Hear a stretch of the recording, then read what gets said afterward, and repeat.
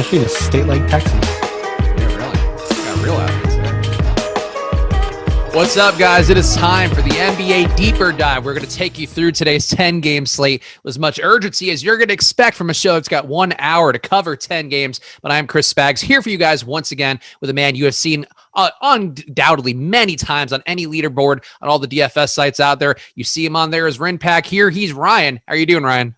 I'm doing well. Kentucky Derby Saturday, the first Saturday in May. Unfortunately, couldn't get in all the bets as I would like to. I still have time, but excited to catch that race and also, more importantly, talk about a 10-game Saturday NBA slate with you.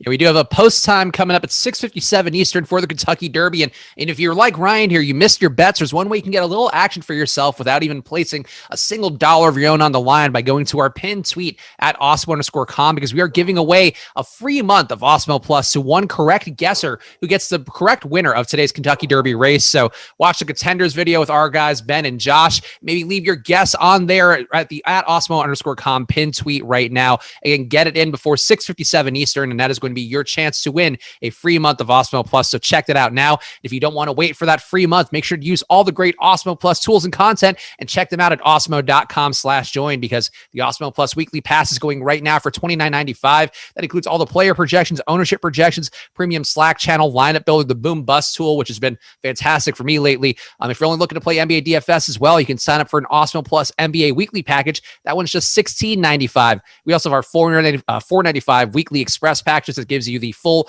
Awesemo Plus access to NBA Showdown and single game contests and some of the other stripped down versions of the data. So go check that all out at awesemo.com/join. Find a package that works for you and stop guessing, start winning. Join Awesemo Plus today. Ryan, any quick overview thoughts on this slate here? I know you were excited to see LaMelo back in before the show, but any just quick thoughts you want to hit on before we dig into the game by game? Yeah, LaMelo returning. I have no clue on which Detroit value is going to show out today. It could be some of them, it could be all of them, it could be none of them. That's another key target to look at. That first game is going to be really important in terms of trying to nail that value right, because I think some of it can be really strong. And other guys like last night we had to play Moe Wagner. Do we go to Moe Wagner again?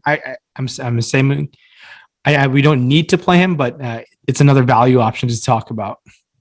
Yeah, Mo Bamba going to be a prominent feature on today's boom bust tool. So that is something we're going to get to. A couple minimum price salaries. And let's start with one of them that's going to be very prominently featured if you are using the Awesemo data today. The Detroit Pistons, shorthanded once again. They're going to be without Jeremy Grant, Mason Plumlee, Corey Joseph, Dennis Smith. A lot of the guys we've seen out recently. One additional addition to Jahlil Okafor being out is going to change the things a little bit for Isaiah Stewart, give him a few more minutes potentially, though. I think we currently in the Awesemo projections have Tyler Cook picking up some of those backup 5 minutes. But Ryan, it does seem like the case has got to be made that Detroit Pistons very much alive today, going against Charlotte, a team that has not been defensively a great team by any stretch. And you just have a shorthanded squad where Saban Lee is the one that jumps out the most meaningfully to me. I do think Josh Jackson gains an appeal because he's not going to have Hamidou Diallo squeezing him for minutes. Another guy is expected to be out today. But which guys do you find the most worthwhile for how you're building? And if they're different on DraftKings and FanDuel, feel free to point it out site by site. Yeah, so I'll look on the FanDuel side of things to start off. I mean, Isaiah Stewart, $5,900 and Josh Jackson, $5,400. Because we have to roster two of each of those positions. Those guys are both in play, in my opinion. They're going to have to play a ton of minutes. I know matchup is average. I think it's an all right matchup. And it doesn't rule out Saddiq Bey. It's a 10-game slate. It's tough for me to be content having three guys in your lineup from one team and be like, they can all get there. But I feel like the minutes are secure in the sense where I think Stewart, Jackson, Saddiq Bey, I think we got to project them to have at least 30 plus minutes barring any foul trouble. And then when it comes to the sub 4K guys over there on FanDuel, guys like Tyler Cook and Killian Hayes, who are in play just because of their salary, and they could definitely pay that off. And I think they make for great plays. This Detroit team looks like a strong play, and especially their projected ownership. Josh Jackson's coming in quite high. I think the highest out of the Pistons over there on FanDuel. And I'm fine with coming into the field, but I like going over the field on guys like Stewart and even Tyler Cook now, just because mid salary, it just opens so many things up for you over there on FanDuel. Looking over there on DraftKings, Isaiah Stewart, 6,500. It's a center spot that gets taken away. And there's guys like Nikola Jokic, who's a center on the slate. And then he's the only true opportunity cost, in my opinion. You can obviously Vooch is another strong center play as well. We'll talk about the other centers, but Stewart, when given the minutes and it not being in foul trouble, he can pay off that salary. I like going to him. I think he's going to be well on his way to playing around 30 minutes or so. We haven't seen him play mid 30s minutes yet, but with no Okafor there and just Tyler Cook being the other backup big, I think there's a pathway for Stewart to play mid 30s minutes today in a matchup versus Charlotte. And Tyler Cook, the min, also stands out at 3K over there. Saddiq Bey, better option on DraftKings for me because you get that 3-point bonus for him. And he's really just one of those guys who can get hot from the outside and take your chances. So all things put together, I prefer the Detroit front court more than the Detroit back court. The Detroit front court on FanDuel in particular, as Ryan was talking about, a much more important play. Isaiah Stewart going to be over 40% owned according to our ownership projections at Awesemo, and you can check them out for yourself as always at awesemo.com/join. On 17% is the expected ownership on DraftKings though. So Isaiah Stewart, more of a tournament play or, more of a contrarian-ish play. I guess going to have a good amount of ownership for a 10-game slate, but definitely a little less represented on DraftKings as opposed to on FanDuel, where he is seemingly a core building block for a lot of people out there. What are your thoughts on Saben Lee? Because I have to ask about him on DraftKings. On FanDuel, he should be mostly a non-factor, but the boom bust tool is going insane for Saben Lee right now, where he has a 47% chance of booming today, a lower optimal lineup rate because he is a cheap guy, and there's certainly some opportunity costs at point guard. But Saben Lee should seem to benefit from having less of the Hamidou Diallos, the Dennis Smiths of the world in the mix.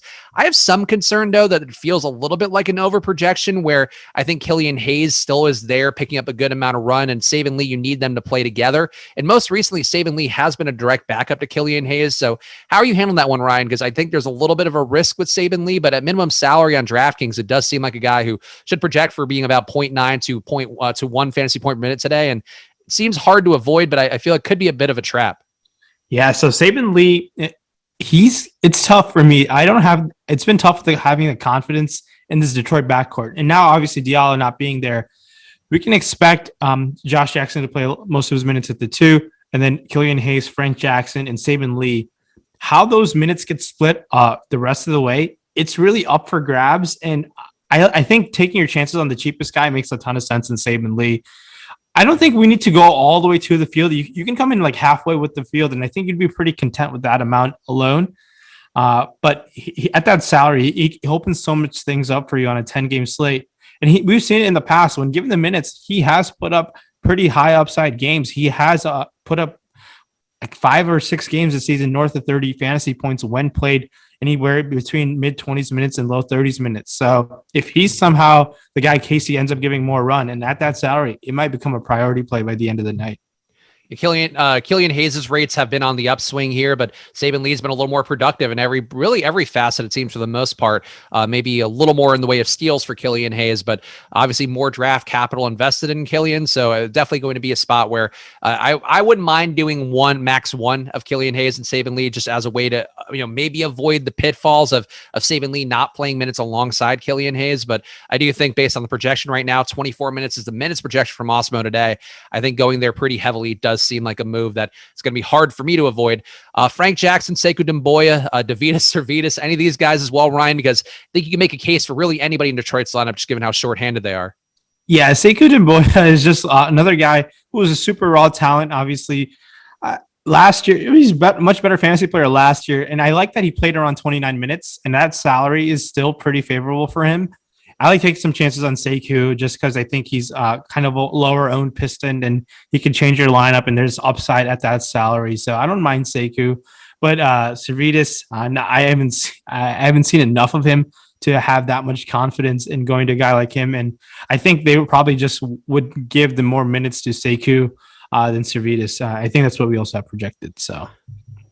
Here's a question from Nick Davis in the YouTube chat. How often does a boom bust tool correct in predicting anything? Seems meaningless if you don't describe its accuracy, doesn't it? That seems just like a bitchy message to send in the first place. I'm going to point that out that I won't take it in a bitchy way, but did come off a little bitchy, Nick, so keep that in mind. But I would say for me, just again, a personal testimonial here that I mentioned on the tip-off yesterday.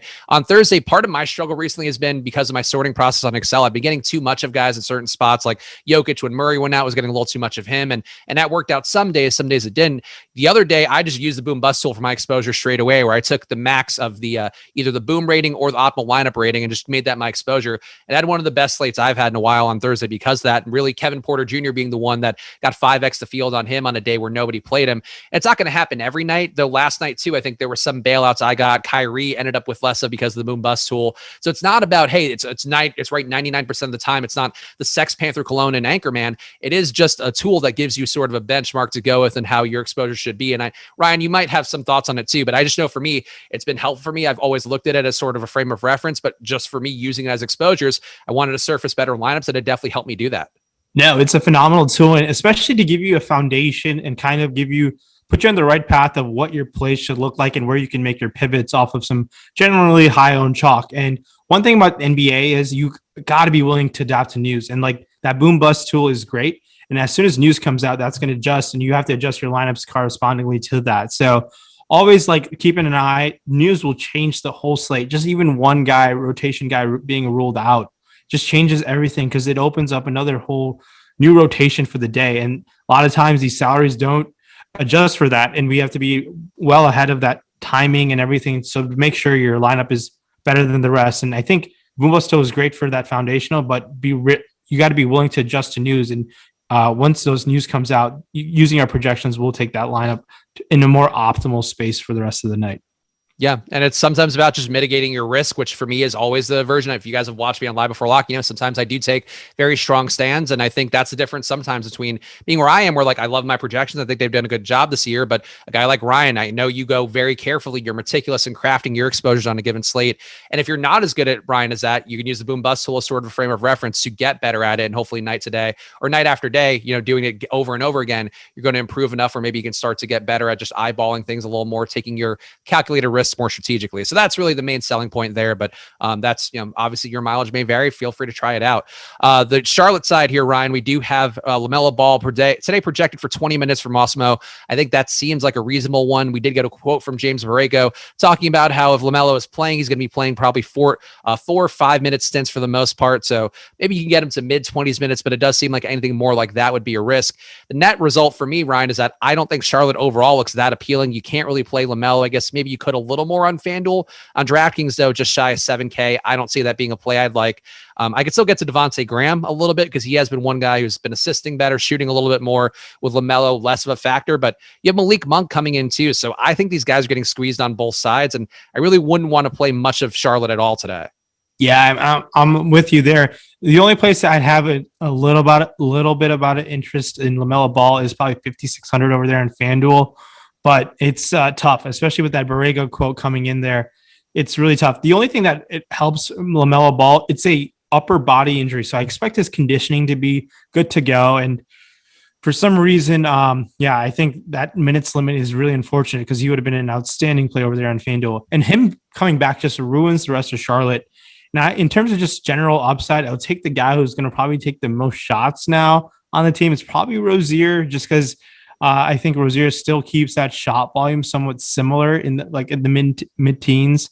So he's the only guy, but he's expensive with LaMelo Ball being back in the picture. And I think you said it well. The Charlotte team was fun to roster without LaMelo Ball and Monk, and those two coming back just kind of ruins them for DFS purposes as they make their push for the 8th seed. Yep. So let's keep going through here because we've got a ton of games to hit on. Smash that like button, guys. We appreciate it a bunch here. Just shy of 800 people on the stream. And hopefully you guys will also hang out afterwards. We have Eytan and Greg coming up next. Eytan, I hope I'm pronouncing the name right. I know that Chris Karan, our producer, has corrected me so many times, and I continue to be unable to get it right. So no disrespect to our guy, Eytan Shander, coming up next year. Great guy in Philly who's going to be bringing his special brand of hosting, a lot of good gambling knowledge and DFS knowledge as well that he's accumulating, bringing you guys now as a host here on Awesemo. So check those guys coming out next. And of course, I love my nerd ass Greg as well.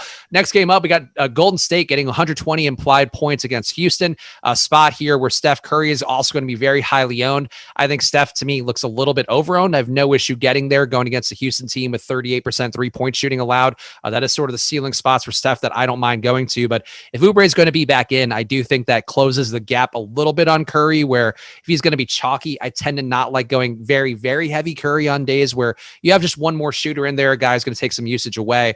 But it's hard to argue Curry overall, Ryan. I feel like Curry Andrew Wiggins, those guys in play for me today. And Bazemore still at a value play would be more appealing if Oubre somehow ended up missing the game. But I think to me, it's really a Curry and Wiggins spot. How are you feeling about the Warriors here? And does anybody jump out meaningfully?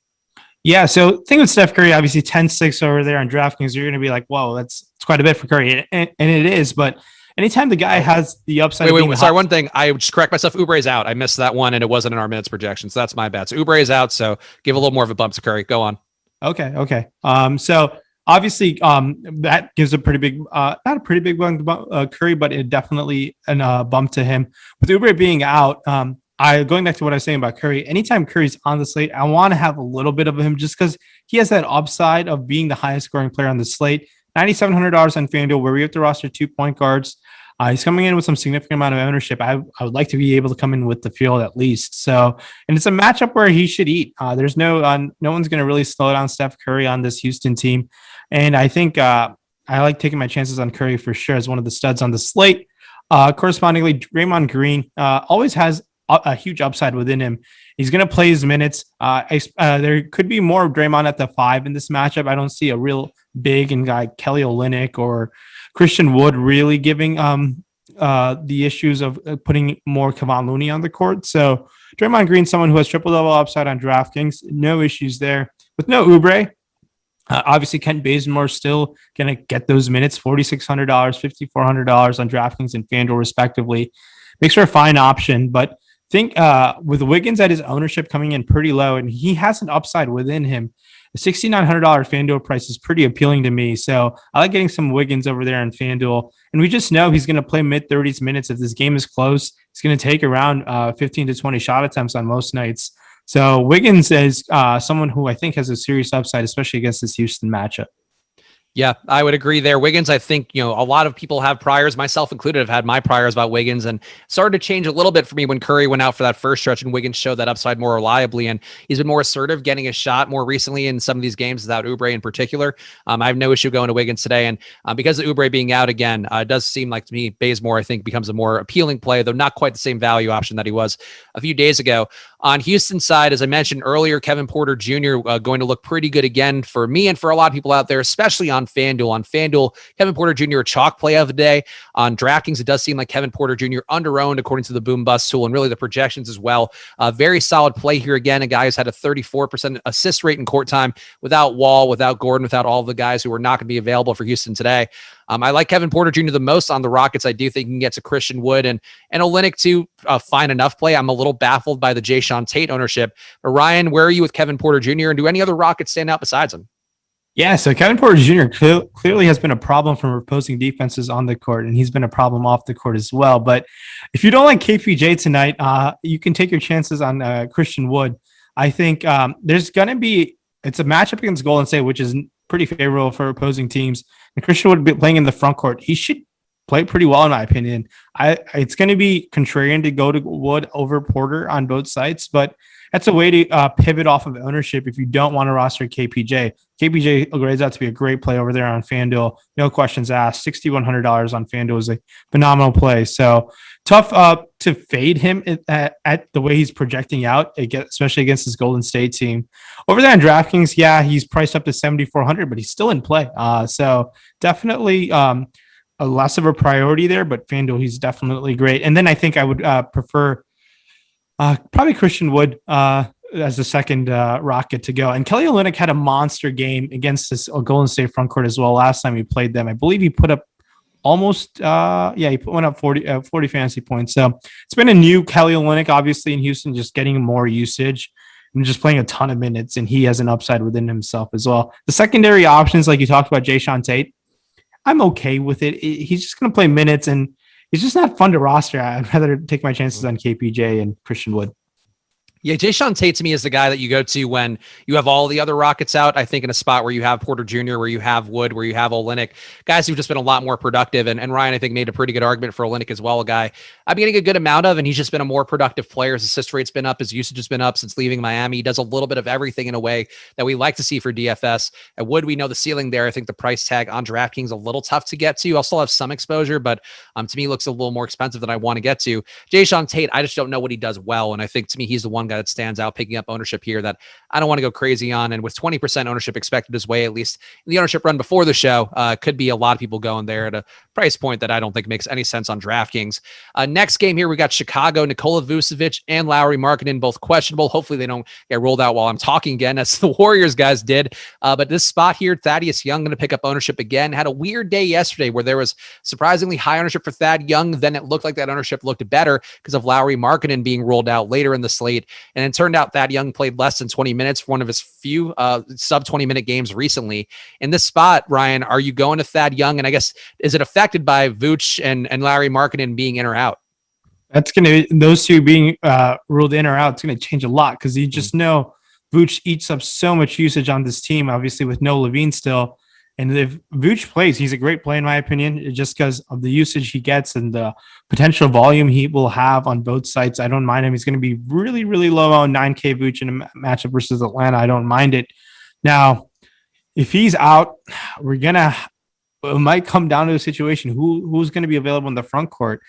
Are we going to see Cristiano Felicio minutes? I have no clue. No, we'll get Daniel Tice minutes and in the front court. So if those two guys are both out, Tice and Thad Young look like solid plays, nothing fantastic because their salaries are kind of appropriately priced, even for those guys being out. Maybe Tice over there in DraftKings, if both of those guys will become more of a great, better play. Only 4,400 power forward center eligible over there.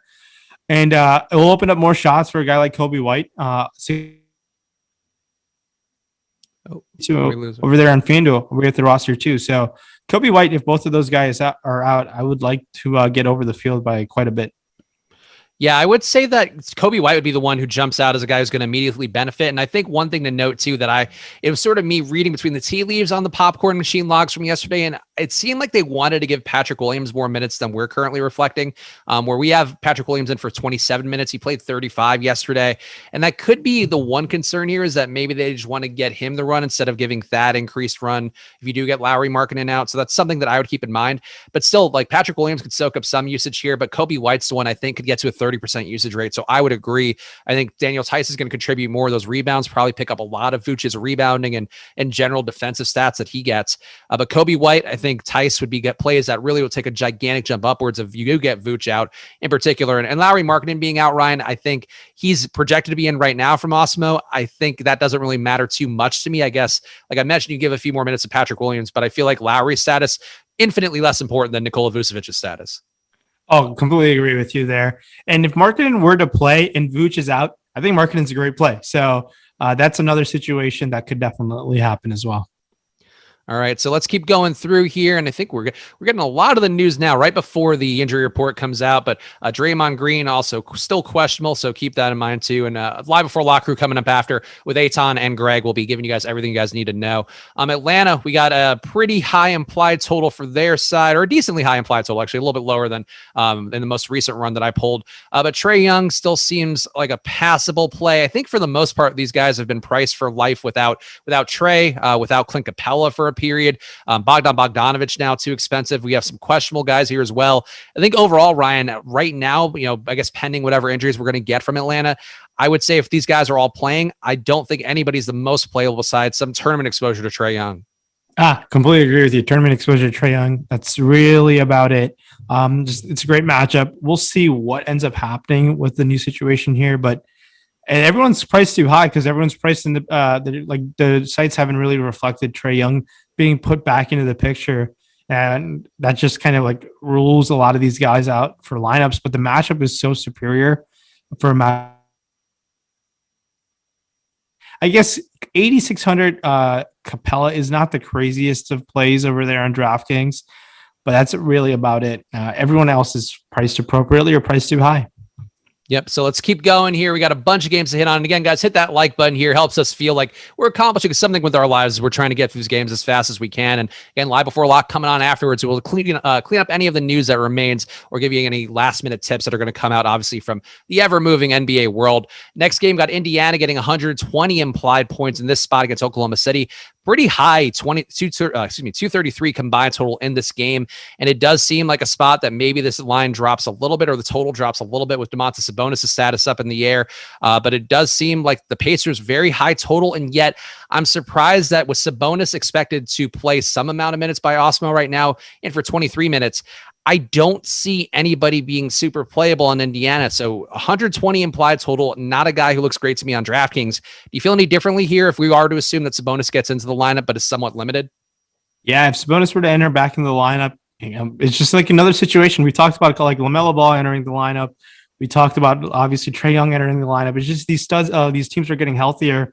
And there was a long stretch where we just had teams we were just riding out. We were riding out this Indiana team for some time. The guys like O'Shea Brissett were paying off. And now if Sabonis were to play, it's going to take those guys out of any sort of kind of like any sort of interest for DFS tonight. Especially even 23 minutes of Sabonis is quite a bit. And he's going to soak up quite a bit of usage and find a way to ruin guys like Brogdon, who's priced at his peak, in my opinion. Karis LeVert is 8,300.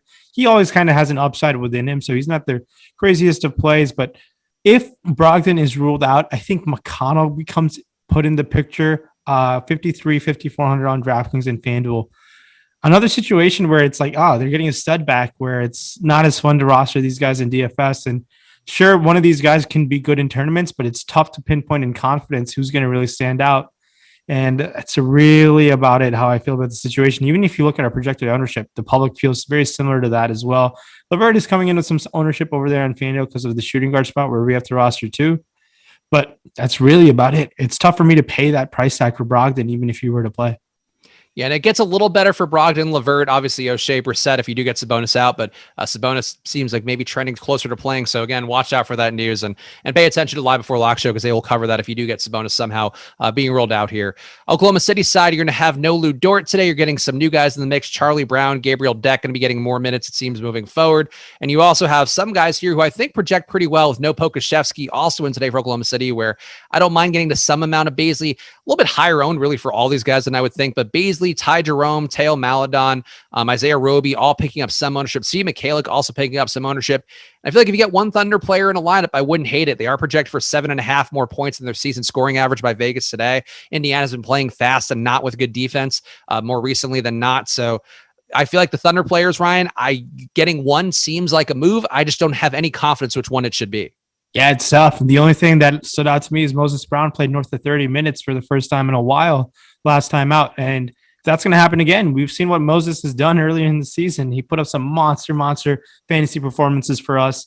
At 4,600, I think I could take my chances with Moses Brown. I know it's going to be pretty contrarian to do that, but just because I'm just going to bank on him playing 30-plus minutes again, it hasn't happened. So it's a pure tournament play there.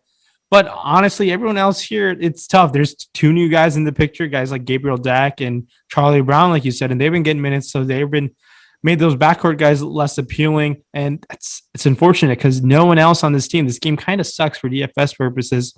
There could be one or two guys who are good, but the confidence level in me makes it really hard to indicate. So I'll take my chances with Moses Brown, and that's really about it. Tony Bradley was someone who I was considering, but his minutes have come down in a hurry, and he's also coming off an ankle sprain that happened earlier in the week as well. So we'll see what ends up happening. But I think Steve Mikhailiuk's coming in with some ownership on DraftKings where we get the 3-point bonus. I'd be willing to come under the field on that. It's a 10-game slate. At his salary, you want him to put up 30-plus. And yeah, can he do that? He's done it in the past, but I don't feel all that confident on a slate like today. Yeah, I think that's reasonable. I might be a little more bullish on Svi just because he has sometimes picked up a start in games without Dort. And I think that's the one thing that would give me a boost. If you get Kenrich Williams starting, I think maybe you could downgrade Svi a little bit more. But currently, Svi has a 30% boom rating from Awesemo. I think that's a pretty good number, more about double his ownership actually on DraftKings right now. So that's a spot that I don't mind getting to a little bit. But really, the starting announcement for Svi, where we know that he's going to pick up that run, I think would be a crucial part of that equation. So keep that in mind. Next game, we got New Orleans getting 121.3 implied points heading into a match with Minnesota. And we are not going to have Steven Adams in the spot for New Orleans. So it does seem like another day where you can go to Willie Hernan-Gomez.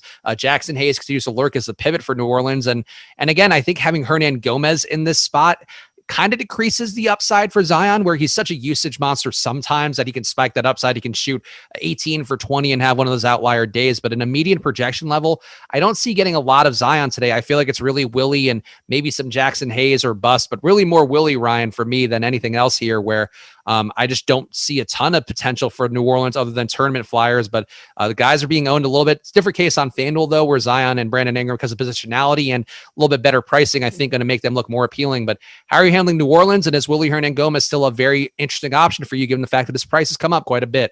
Yeah, Hernangomez pretty solid option. If he's going to play around 29 minutes, keep in mind, he is going up against Cat, who will not be an easy matchup. And Hernangomez, at times in his career, has shown that he can pick up fouls. So if he can stay out of foul trouble, he's going to be a great play. 4,800, 4,700 over there on FanDuel. So I know it's the opportunity cost at center. It is not the easiest to spend down when there's a guy like Jokic on the slate. But I think Hernangomez is someone who has that upside. This New Orleans team needs to somehow win. I think they have a very slim chance of making the play-in game, but we're seeing the minutes for all their like consistent guys get back in the mid 30s, low 30s minutes, guys like Lonzo and Brandon Ingram. I don't mind Zion Williamson just because it's a matchup versus Minnesota. He's still going to be around taking 20 plus shot attempts, in my opinion. 9,900 and 8,900 on FanDuel. 8,900 on FanDuel is pretty cheap. We haven't seen Zion that cheap in a while. So I think him and Brandon Ingram, I like those price tags for them respectively on FanDuel. But DraftKings, Hernangomez for me, and then really tough to have a significant amount of interest. Brandon Ingram isn't terrible at $8,300 over there, but Hernangomez definitely the number one Pelican, and then followed by Zion on FanDuel, and then over there on DraftKings, it'll be Brandon Ingram. Yeah, I think it's reasonable. And again, these guys do look like better plays on FanDuel than DraftKings, but on DraftKings, they are certainly tournament options you can get to. We're going to have some upside going against a Minnesota team that plays a little bit fast, also does have a defensive efficiency rating of 112.3 and one of the worst marks in the league. Lots of ways for the New Orleans players to get there, even if their median projection doesn't look fantastic. On Minnesota side, got Karl-Anthony Towns picking up more ownership on FanDuel than DraftKings, but still another center option you can go to that's going to have some degree of a ceiling. D'Angelo Russell seems like he's mostly been priced out on DraftKings, but still a tournament option you can get to. Same thing with Anthony Edwards, though the ceiling probably gets hit a little bit less frequently now that you have Russell in there, getting his good amount of run. But I think Towns is really the one that you want to key in on here as a tournament option that certainly has the ability to be a slate breaker, but tough price point, Ryan. And I feel like it still would be a spot where I would favor Jokic over Towns. Yeah, for sure. But yeah, Cat makes for a great tournament pivot off of Jokic, in my opinion, tonight. The matchup versus the Pelicans. And I've been over the field on Cat pretty much every slate he's been on, just because the guy was a fantasy stud, like pretty much till he broke his wrist earlier in the year. And I've been so gonna keep going for Cat again tonight on a matchup versus the Pelicans. This Minnesota team kind of just played themselves out of a top 3 pick, as they've won 4 in a row now, and that pick is going to end up in Golden State's hands. So these guys are just trying to win basketball games for all apparent no reason. I'll take my chances on Cat. And D'Angelo Russell against the Pelicans, a guy who can get hot from the outside, and it's been pretty much obvious this New Orleans team gives up a bunch of threes, and they make a ton of them against them. So D'Angelo Russell is someone who plays around 30 minutes because he's coming off of injury. We saw an upside against Utah where he put up 53. Not to say that's going to happen again, but he could put up mid-40s fantasy points, and at that price tag, yeah, I think he'd be pretty content with that type of performance. With him coming back, and it's kind of made Anthony Edwards a pure tournament play. He's playing a ton of minutes. He just needs to kind of get there on shot volume. So if Edwards somehow finds a pathway to take mid-20 shot attempts, he's going to be in play, and he's going to be a pure low-owned tournament upside type of tournament winner. He has that in him, but it's tough for me to have confidence. I really would prefer Cat as a priority on the Minnesota side of things. Anthony Edwards projected for 7% ownership today, and that seems like what he just should be on any given slate right now, unless you get some guys out for Minnesota.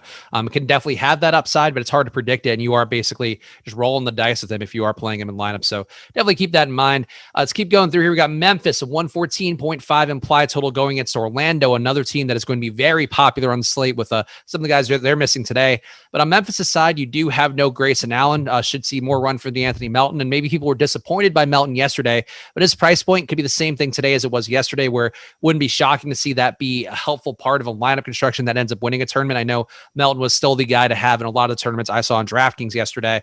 Jaren Jackson in this lineup doesn't seem like a play that's still there yet. Only a 20-minute projection for Awesemo, even coming off his rest stuff. Does seem like the minutes are not taking a gigantic jump upwards. And Desmond Bane going to get some more run as well as he did yesterday with no Grayson Allen. But I think that sort of sums up my interest. Melton and Bane would be really the ones that I would look at here. I think it's hard to get to Joe Val or Ja Morant or Dylan Brooks, Ryan. But do you feel like there are any priority plays on Memphis for you? It's tough. And I think you highlighted the key ones in Melton, Desmond Bane, who got the start last time. I think at their price tags, obviously, do have an upside. We've seen them pay that off throughout the year. I like Melton off the bench. I like that going to him at $4,100. On FanDuel, D'Anthony Melton is one of those guys who picks up steals in quite a bit of a hurry, and he's priced at $4,100 as well. He's not terrible. And Dylan Brooks is one of those sneaky tournament guys. Like whenever he's on the slate, he'll have that 40-point fantasy game and be like, "Oh my god, he did it again." You like that he takes like quite a bit of shots on this team outside of Morant. Last night he took 18, he's gone 10, and then 16 and 19. Those are 4 of the last 5 games. There was a 5-shot attempt game against Denver there where they did get blown out. But Dylan Brooks over there in FanDuel, where we get the roster too, I don't mind him. And Valanciunas, like you said, it's tough to go there. Like the centers, we railed off some centers who seem like much better plays. Valanciunas somehow finds a way to play 30-plus minutes. Their upside is really, really high for him, but it hasn't happened. We saw this team just obliterate them last night in the second half. It's really going to be Melton, and honestly, that's about it. Melton and Brooks over there on FanDuel, but just Melton for me on DraftKings. The way it looks right now. Yeah, I think it's one of those spots with Joe Val where it never shocks me if he's a guy that ends up winning a tournament just because he is able to take advantage of the game script just going poorly, where if the other team misses a bunch of shots, that's where you can have an upside. But in terms of median projection, it's not one that's going to be the easiest for me to get to today. Let's keep going through to Utah. I said not to Utah size. I'm down reading the chat here, and you guys are right. I did somehow miss Toronto and Utah. I gave it to Tyler. He'll put it on the sidebar now.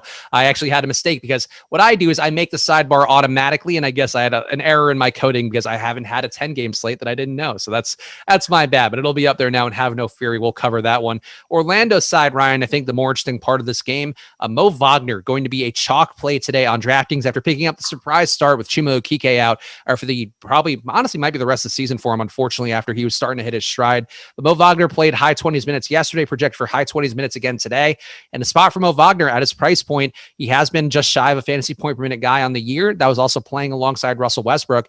And yesterday he had just shy of 20 fantasy points, even though he missed all his shots from the field. So there's definitely room for Wagner to get there again, Ryan, and I think I will be there heavily, as risky as that may seem, given what we know of Moe Wagner from the past, particularly his Wizard stint. Yeah, Moe Wagner, 3,300, 3,500. It was disappointing. I was well over the field last night. Yeah, he goes 0 for 7 from the field. And I think him not being a monster fantasy performance last night, his ownership is going to come in a little suppressed, and I think we can take 28 minutes yet again. So I don't mind Wagner at all. I think he's a great value play.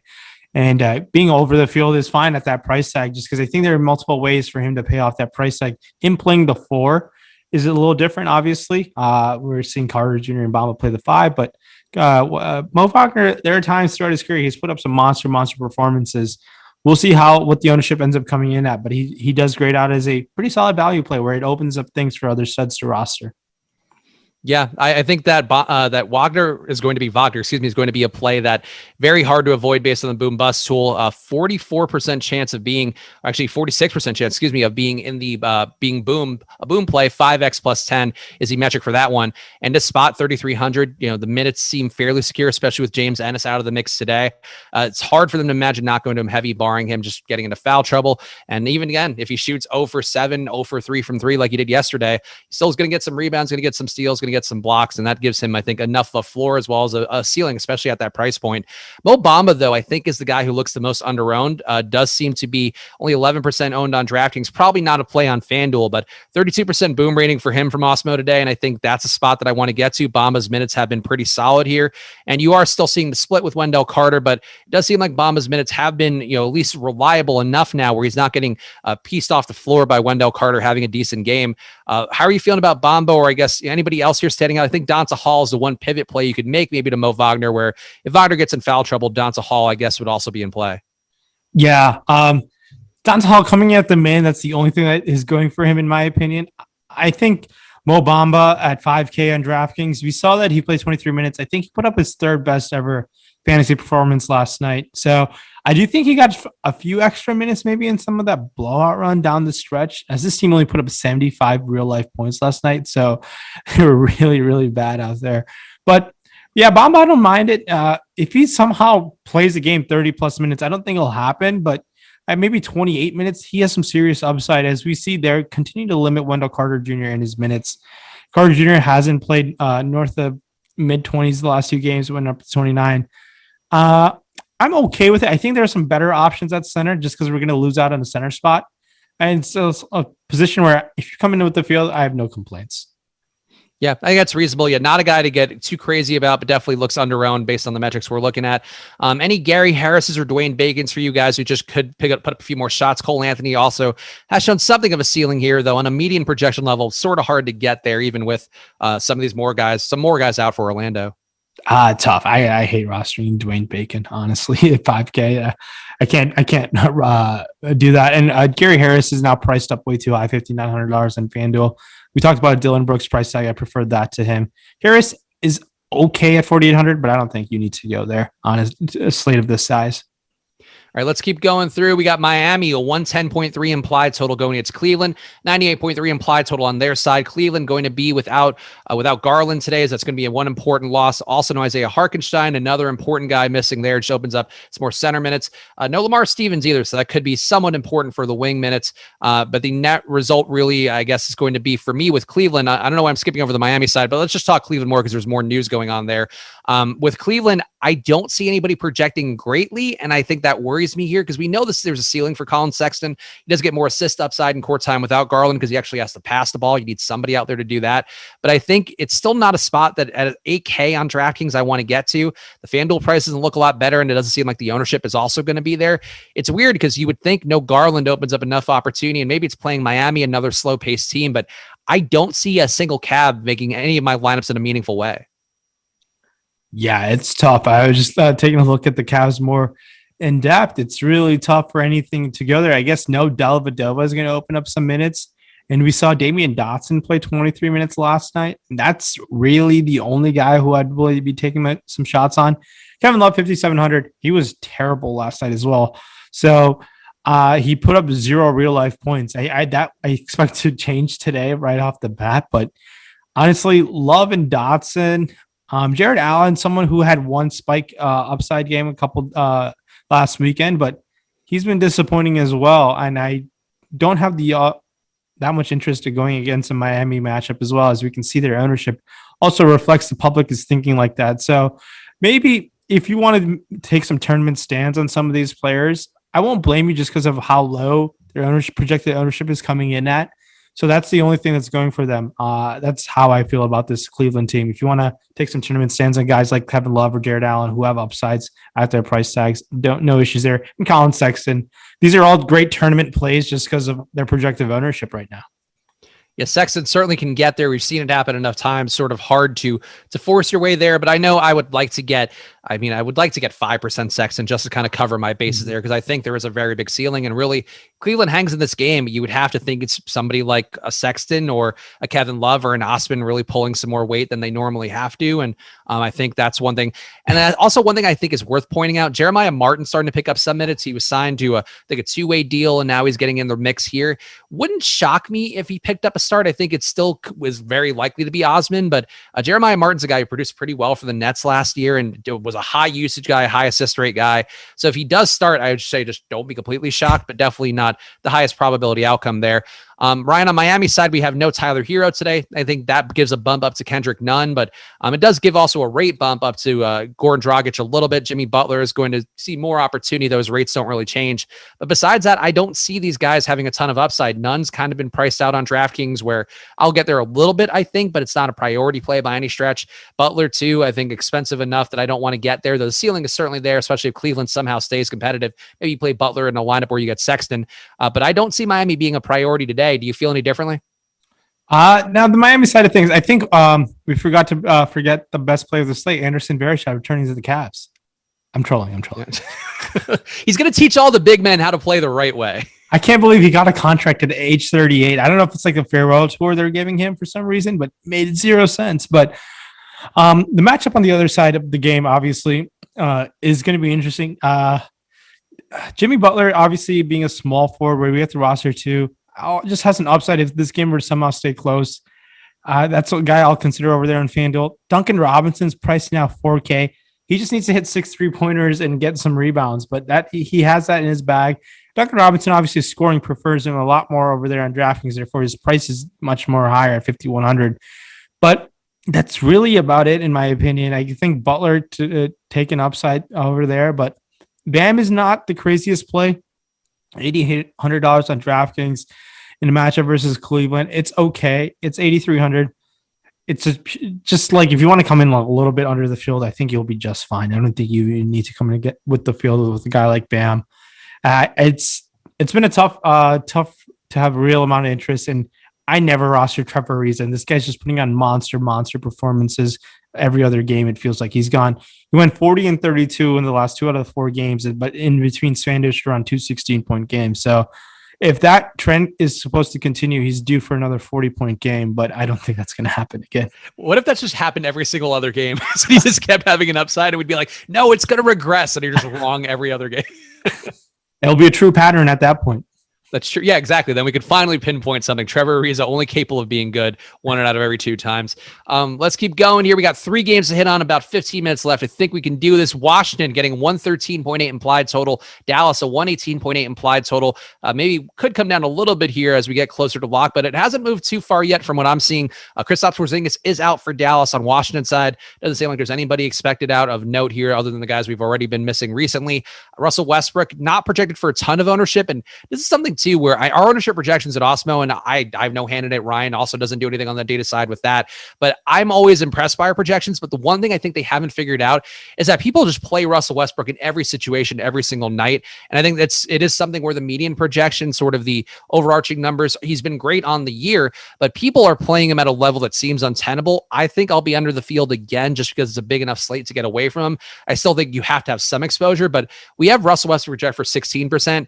I think it'll end up double that, even with him not being in the winning lineup yesterday. Just people want to play him heavy and are treating him like James Harden of a couple of years ago when you had no Chris Paul, no Westbrook, whatever. They're treating Westbrook like that every night. And I just don't think he should be treated that way, even though you have to have some exposure every night. Yeah, I think you bring up a fine points with Russ Westbrook. And it's come to a point where I've missed out on this like that. I've been under the field so many games in a row with Russ Westbrook. And his price at FanDuel is pretty high, obviously, and he's coming in at pretty low ownership, just north of 10% right now, where I'm taking a look at, and he's coming in sub 20% over in DraftKings. But I think I want to be over the field today on Russ Westbrook just because it's 10-game slate. I think we've talked about some value options that we feel confident in, and if I'm going to be a little bit over the field, or if I'm going to come in a quarter of my lineups are exposed to Russ Westbrook, I have no complaints. I think this guy is chasing that record. It's pretty obvious the team wants him to get there. I'm riding Russell Westbrook, and I have been consistently under the field. I think today will be the first time where I'm going to be actively trying to get over the field on Russ Westbrook. Okay, yeah, and if that ownership stays low, I get it. I just have some fear that the ownership doesn't seem to stay low with Russ on any given night, but I'll be there for about a fifth of my lineups tonight on DraftKings, and I think that's the approach for me, other than, really ideal situations that I'll be on Westbrook. And but that's just my approach here that I'm observing so far. Any other Washington players for you? I feel like Dallas, the more appealing side, but do you want any Bradley Beal or Rui Hachimura? I feel like on a median projection level, I just don't see these guys being the most worthwhile. Yeah, I think if you don't want to play Russ, we just know concentrated usage on this team. Bradley Beal is a great pivot. I know he's been disappointing. He's also in midst of a scoring title chase. Him and Steph Curry are neck and neck for the scoring title. I don't know what Bradley Beal's contract incentives look like, but there's only about 10 games left into the season. And as crazy as it sounds, I buy into those narratives quite a bit. Probably worse than they actually pan out for myself. But Beal has that upside in him. In a matchup versus Dallas, I think Beal could put up a huge number and his ownership is pretty low. And Beal, early on the season, it was him and not Westbrook that was doing the damage for this Wizards team. So Bradley Beal, great tournament pivot off of Russ if you don't want to roster him. On a 10-game slate, can they both get there? I think you would need an overtime, but I like going to one of those guys, especially in matchup versus Dallas. And I believe Davis Bertans started the second half over Raul Neto last game. I don't know if it was a mashup thing for some reason. $3,800 and over there on $3,900 on DraftKings, where you get that 3-point bonus. He is a sneaky tournament play. There have been games where he's played mid 30s minutes. His shot has not been as sharp as it's been since he got that contract, but we know Davis Bertans is going to shoot threes when he's on the court. If he rattles off 5 or 6 of them, he's going to pay off that salary in a hurry against the Dallas team. So Bertans, I think, is a pretty interesting tournament option coming in at very, very low owned. It'd be pretty much a dart type of play with Bertans. Yeah, Bertans gets a lot of crap, but he's still been like a 40% 3-point shooter on the year, and he's still putting up about 7.5 per game. So I agree. Definitely capable of spiking an upside. And Dallas does close out on 3-point shooters fairly well, but still giving up about a 37% shooting from deep. So always a tournament play you could get some of at a price point that is pretty reasonable on DraftKings, sub 4K. On Dallas side, Luka Doncic will be one of the chalkiest players on the slate, it looks like, on both DraftKings and a little bit less so on FanDuel, but still very well represented. About a third of the field will be on him about there, maybe higher by the time he gets a lock. And Luka, the thing we talk about, I definitely know Adam mentioned it every single time that Porzingis is out on the deeper dive during the week. When Luka is in and Porzingis is out, it does mean a slight rate increase for Luka in terms of his usage, but he loses some in assists, and the net result is that he's just the exact same player when Porzingis is on the floor or off. The spot, though, because he's playing Washington, because Vegas is giving Luka and Dallas about a 7 points more than their season scoring average, I think Luka's a viable chalk play today. I don't know that I want to be quite as heavy as the field, but I'll have about a quarter of my lineups, I think, with it, maybe more, depending on how things look. But Luka's still a very solid play, Ryan, and I think a play that maybe a core building block, but at least one you have to get some exposure to today. Oh, yeah. In a 10-game slate, Luka has to be the upside, the highest scoring player on the slate. That reason alone is why I'm going to have some significant interest in a guy like Luka, where we can just, if you want to go stars and scrubs, mix in your low salary guys and high salary guys, he's going to be one of those guys you rotate around. And Luka Doncic, 10-8 on over there on FanDuel, 10-9 on DraftKings. A great play. And obviously they're missing Porzingis, who takes quite a bit of shots when he's on the court. We've seen the likes of Tim Hardaway Jr. obviously put a career high performance of 42 with no Luka and Porzingis in the second half against Detroit. He is someone at 4,900. Does he remain to stay hot? He's been hit or miss all year long, mainly miss. And I think he's going to play around 30 minutes. I have no issues going to Hardaway Jr. I think saving off a guy like Brunson makes sense. Josh Richardson, who has been kind of disappointing. Obviously, he went through COVID on this team. Someone who I think is a very, very good defender. He's one of those guys on FanDuel whose type of game helps the FanDuel scoring and picking up steals and blocks. Don't mind him. I think Dorian Finney-Smith's fantasy game has been unsustainable. 3 straight games of north of 30 points. Obviously, he's playing better in terms of fantasy-wise this year. For a guy to keep up that pace, he needs to pick up those peripherals more and more. He doesn't take that many shot attempts for me to be content to pay a $5,600 FanDuel price tag. So $5K on DraftKings, I don't blame it. I don't blame you to go there, but it's Luka and Hardaway Jr. and maybe Richardson over there on FanDuel. Let's keep going here. We got 2 games left, 8 minutes to go. Smash that like button, guys, because we appreciate it a bunch here. And of course, subscribe to the channel because, as you can tell, we have content all weekend long, all weekday long. Every time you need some sport to be covered here for the DFS world and also the sports betting world, we are here for you guys. So hit that like button and subscribe to the channel. Let's talk Toronto. No Kyle Lowry today. Fred VanVleet back in. And last time we saw Lowry starting alongside Malachi Flynn. Malachi Flynn looks like a pretty solid value play. Not as good as some of the other guys we mentioned, but still under 4,500 on DK is going to get him into some lineups. And I think everybody else here also playable, not priorities because it is facing Utah, but still having Lowry out of the mix, I think opening things up enough where I don't mind getting to Siakam. I don't mind getting to VanVleet. I think VanVleet more of a priority on FanDuel than DraftKings, and Malachi Flynn, I would say more of a priority on DraftKings than FanDuel. But what would be your priorities, Ryan, for Toronto here? And or do they change between DraftKings and FanDuel?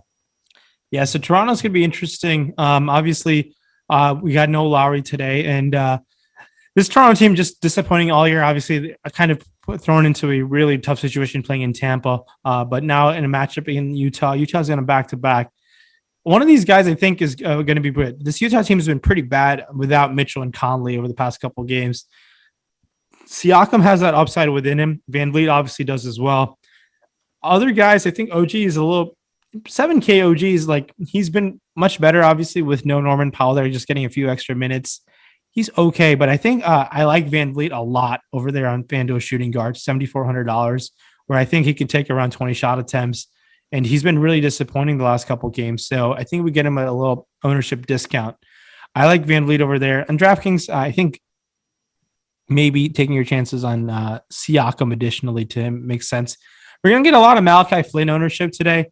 I don't know how I feel about this guy. He's going to play around maybe potentially 29, 30 minutes. Obviously, last time we saw it without Van Vliet in the lineup, and I wonder how much that changes things for him.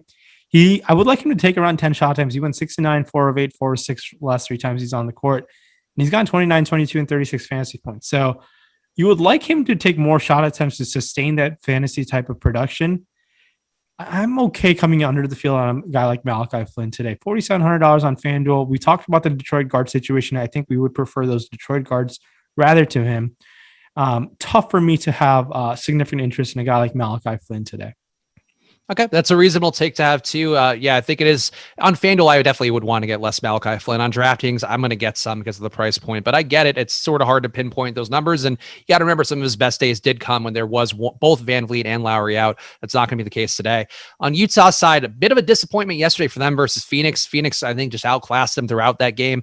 We also saw Jordan Clarkson have a terrible shooting performance, so the minutes were there for him. We did see George Niang start again in that spot, and still nobody jumped out from Utah yesterday. In this spot, though, Toronto, a weaker team. I feel like I don't mind playing any of these guys today. I think Clarkson would still stand out for me. Not going to be as high in him as that one game against Sacramento where he didn't pick up the start and then everything kind of went south from there as Utah blew those guys out. But the minutes are there for Clarkson. I feel like he's got to be my priority here. And Niang, if he starts, I think it mixes a value option. But what would you want to prioritize here, Ryan? Yeah, so there's an interesting that happened in this Utah game last night. I'm not sure why, but Gobert did not start the second half. He did come back and play later in the second half, but Favors did start. So I don't know if he had an extended bathroom break at halftime or some sort of situation, but that's something that did happen. If I could be wrong, but correct me if I'm wrong with that situation. So I think these Utah guys, I think after being burned by them the last couple of times, I think we need to consider Clarkson, especially 2 games ago. Clarkson came in at super high ownership. I think he's now coming in pretty low owned, and he's taken 15, 14, 20 shot attempts the last 3 times out. I think we can hopefully expect something like that yet again. $6,500 on FanDuel, $7,500 on DraftKings. Yeah, that's a bit expensive, but he has that upside within him this year to go there. Ingles and Bogdanovich. I think I prefer Bogdanovich to Ingles by a little bit in terms of just like ownership, and Bogdanovich is someone who can get the 3-point bonus. I know you would like Ingles just fills up the stat sheet in various ways. That $5,800 FanDuel price tag is pretty nice. I prefer Ingles on FanDuel at $5,800 than I do that DraftKings price tag. So, and going to Niang, I think on DraftKings $3,700 is fine. I think we want to see a similar type of minutes like he saw against Sacramento, 26. He went 6 of 9. I think it's a fine spend down option. I think it makes for an interesting Moe Wagner pivot over there on DraftKings to spend up to a guy like him, but that's another guy we can go to. And Gobert, who's been very, very disappointing the last 4 or 5 games out, someone who has shown an upside at times. So, and $7,900 on FanDuel where he can get blocks. I like going to Gobert. I know that tournament upside winning, he has that within him. He could put up 50 plus. So Gobert is someone that we can go to on FanDuel for sure. All right, here we go. We got the last game on the slate here, live before lock, coming up next with Eytan and Greg taking you everything you need to know in that last hour before lock. And this game, honestly, tough to talk about because we don't know Kawhi Leonard's status right now. He's questionable. I think we can get through this one fast. Let's talk about the Clippers because I think we can breeze through this. Kawhi, I would say if he is in, you cannot play anybody on the side. Paul George, 10K on DraftKings. That is a tournament flyer you can take if Kawhi is out. I do think if Kawhi is in, I wouldn't play him either. Have to expect he's going to be minutes limited here. Currently in for 28 minutes from Awesemo. The rest of the team as well. Like you can get to these guys more if Kawhi is out, but Marcus Morris priced up. Zubac still reasonable. Reggie Jackson's expensive. Terrence Mann's expensive.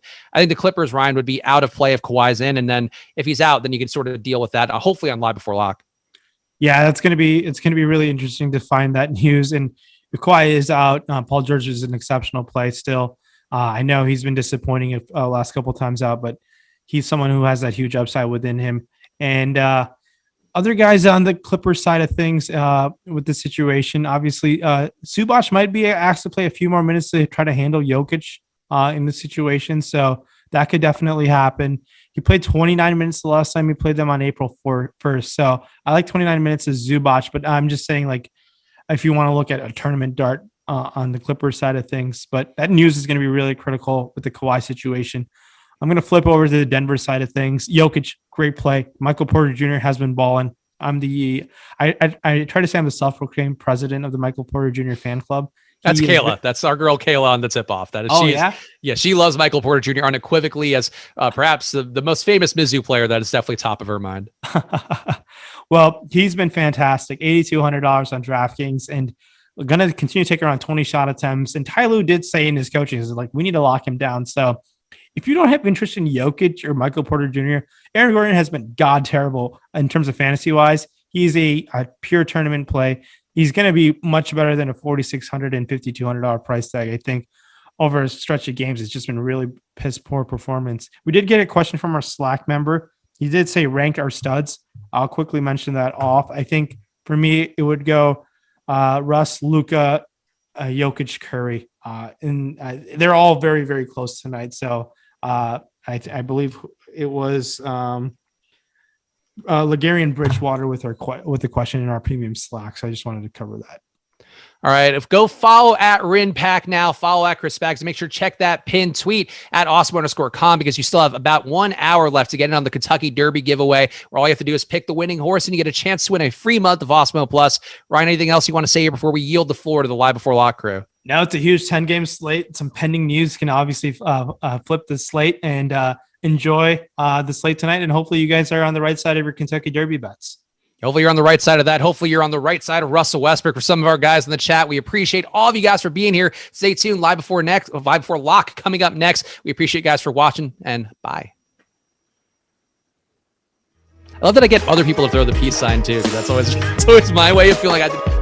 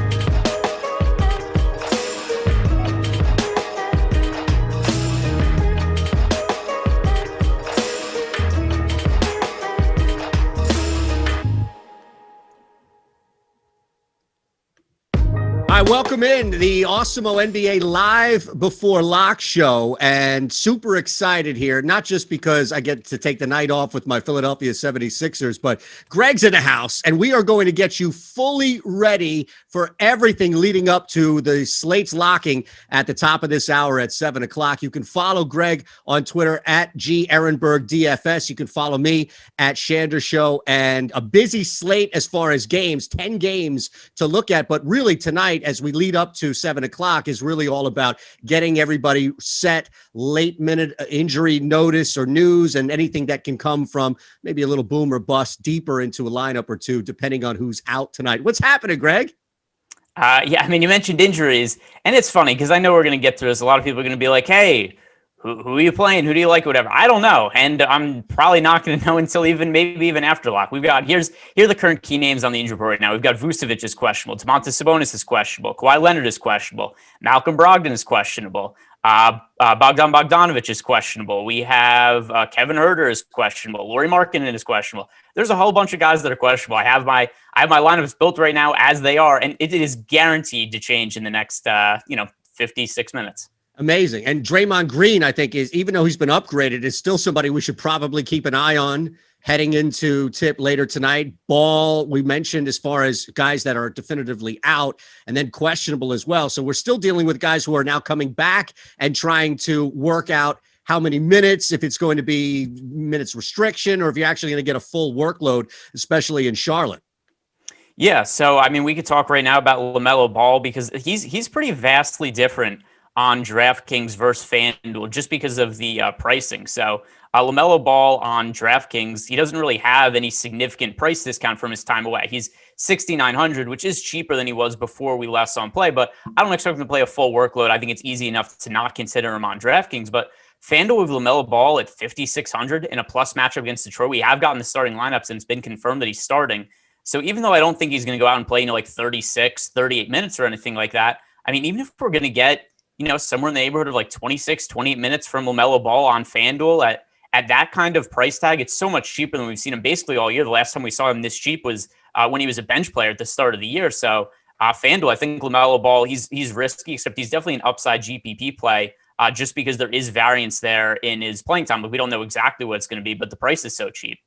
All right, as you know here, everybody out there on the chat, from the Awesemo Plus Premium, the Slack, as well as on the chat, we're going to be taking a ton of questions. Greg technically will be fielding the questions. I'll just be facilitating as much as I can and maybe a little insight here or there. But also, we remind you to continue to like and really subscribe because you don't want to miss these shows. It's not something that's going to last all day. You really have about 55 minutes or so before lineups lock in. You want to subscribe so you know exactly when things are happening and you don't miss a second of insight from analysts like Greg. So we talk about LaMelo Ball and really just kind of coming back into the lineup. Monk was also questionable heading into tonight. And I guess looking at this, there's always this concern, and you hinted at it, but how much a guy will be out there. And for me, it's always, even from a DFS or from a betting standpoint, it's the first quarter, the first half, how much fall off is there going to be from the rust versus getting enough minutes to maybe overcome that, right? It's one thing to be out there for 35 minutes and you can overcome a slow start. But if you're only going to be out there for 20 minutes or so and it's 10, 12 minutes of that is rust, maybe that's a stay away play. Yeah, so it's also going to depend. By the way, we're asking here. So Malik Monk is easy enough to stay away from because even Malik Monk in a full minutes load was probably not going to be a viable play on this slate anyway. But good, get him out then. But so with LaMelo Ball, like I said, like DraftKings, I don't have interest in him. But FanDuel, I don't. And here's also, it depends also, there's a difference between cash games and tournaments, right? So cash games, obviously, yeah, you wouldn't play LaMelo Ball on FanDuel, but his price is cheap enough and there's enough variance there that with the price down, he's worth taking a shot on in tournaments. Just because there is obviously inherent upside when he's at that price point. Like, to me, uncertainty or variance is not a big deal in tournaments as long as there's a reasonable way to think there's upside. And I do think that is the case with LaMelo Ball at his FanDuel price. All right, a lot of people activity on the chat, as we know. Appreciate a shout or two on Philly radio, including, Greg mentioned this before we even came on, that you and I had an interaction years ago, and you still chose to come back and be part of the show with me. So I guess I left somewhat of an impression. I apologize for the other stuff I said. Yeah, I like how you think that it was my choice. Like I just get put on the schedule and I show up. There wasn't like some demand where I went to the scheduling. I was like, hey, put me with Eytan. Like there was none of that. It was just, hey, the schedule was like, hey, we're working together. I remember him. Cool enough. Trust me, there was no sort of demand where I was like, I need to work with you. I think it was, I was just saying it was refreshing. It wasn't the opposite. That's what I'm saying. Where you're like, oh man, geez, this guy again, 2 years, I need another 3-year buffer or something. That's all I'm saying. No, trust me, the opposite. Sean Rowe asking where I'm at. I'm in Philly. Where are you, Greg? I am in Jersey. And by the way, also, we did get a super chat here, which I want to hit over from Justin Swearingen. He's asking Nerd Ask Greg. That is me. You're probably not aware of that, but I am a Nerd Ask Greg in these parts. That's good to know. Okay. He's asking for the top FanDuel GPP plays. So I'll say right now in the build I have in FanDuel, I'll go position by position. These are the guys I have the most exposure to at each spot. At center is Willie Hernan-Gomez, power forward Moe Wagner, small forward Kevin Porter Jr., chalk play, but I think for very good reason. Shooting guard right now, Jordan Clarkson, and then at point guard, Steph Curry, who is a vastly different play on FanDuel versus DraftKings. Steph Curry about $1,000 cheaper on FanDuel than he is on DK, but given that price discount, also where the Warriors are in the standings right now, and the need for Steph to play extra minutes and also take on extra usage while he's on the court, a usage rate of nearly 40% over the last couple of weeks. He's overall my favorite pay-up option point guard on FanDuel. Okay, so and now Raymond Diaz asking on the chat as well, top GPP plays on DraftKings. Is there something on that same vein that you can expand with that? Yeah, I mean, I'll do the same thing. I'll just go over the guys I have the most exposure to at each position. So Luka Doncic, to me, is the top pay-up option at point guard on DraftKings. The difference in between Luka and Steph Curry when we go FanDuel versus DraftKings is the top pay-up options on DK are all very similarly priced. We have Steph Curry, 10,600, Luka Doncic, 10,900, and Russell Westbrook, 11,000 on DK, whereas on FanDuel, like I said before, Steph Curry is a lot cheaper. So I have, of this trio of point guards, I have Luka projected for the most fantasy points. So he is my preferred pay-up option on DK. At shooting guard right now, my most exposed player is Jae'Sean Tate, although I'm pretty flat at that position. Small forward, Kent Bazemore, Kelly Oubre officially out. Also, Draymond Green, even though he's playing, I don't know what to expect from him from a minute standpoint. He's been up. He's run the whole gamut so far of the injury report. He's gone from I think originally might have been out, then he's questionable, now he's probable. That always gives me a little bit of pause, and then also a very winnable game against the Houston Rockets. So I don't know if they'll need to push Draymond to play extra minutes. So that could give Bazemore a couple extra minutes combined with the status of Kelly Oubre. Power forward, Moe Wagner, and then center, Willie Hernan-Gomez. Yeah, I see both of those guys, and we talked about them earlier on the strategy show in the morning, and Wagner's boom percentage has jumped up exponentially. The ownership I see on DraftKings is about 30%, so still high, but he's right there at the top as far as the highest boom percentage across on the Awesemo.com tool there. Yeah, and you said Moe Wagner, right? Yes. Okay, so I'm going to talk about Wagner for a second. He was somebody I wanted to talk about anyway, because he was somebody who I liked quite a bit last night, and oh boy, did he suck. That went you very guys poorly. Talking about that, it was almost a surprise that he was on there.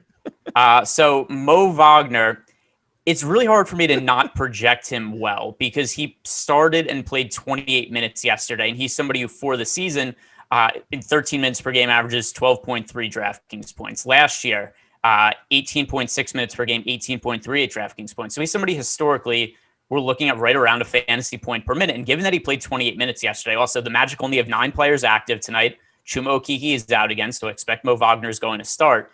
But it's really hard for me not to say that he's going to play 28 minutes again. And as long as that is the case, I have to project him for somewhere in the neighborhood of 28 fantasy points, because he's a guy who historically has always scored around a fantasy point per minute.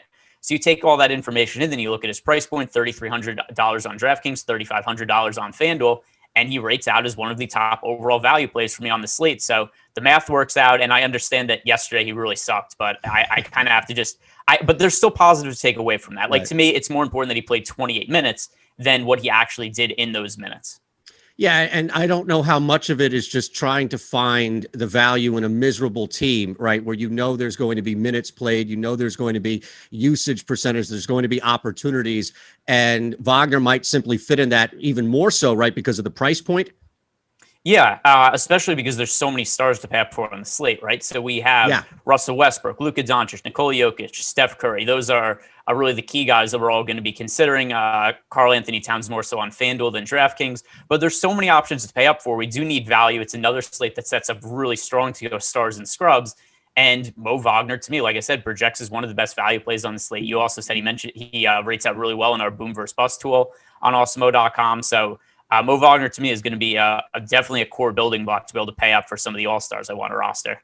All right, and I know we've got more on the chat, the super chat, right, as far as on FanDuel. Curry, Clarkson, Bazemore, Westy Jackson, and Bay. Any thoughts on that option right there? From Darren Unger. So Darren Unger, let me just take in all these names here. So he has Curry, Clarkson, and Bazemore on one side. Yep. Then Westbrook, Jackson, and Bay on the other side. I'm going to lean towards the Curry, Clarkson, and Bazemore end.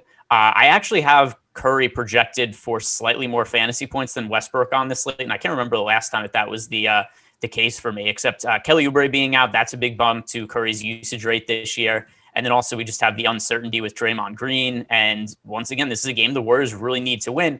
And that's something I don't usually consider all that much over the course of the season, but this is the time of the year where some of those narratives matter, because I could actually put that into projections in a sense where I could say that Steph Curry is playing more minutes at this time of the year. Given where they are in the standings, taking more shots at this time of the year. I'm going to pull up his usage rate really quick in recent games. But given where the Warriors are right now, sitting at the 10 seed in the West and really needing to get wins so that they don't have a road game in the first round of the play-in game, Steph Curry is very aware of that. And that's why over the last handful of games, 43% usage rate, 48, 33, 31, 35, 31, 42. He's taking so many shots right now, and that's definitely tied into where the Warriors are in the standings. So that's what's had me higher on him as of late.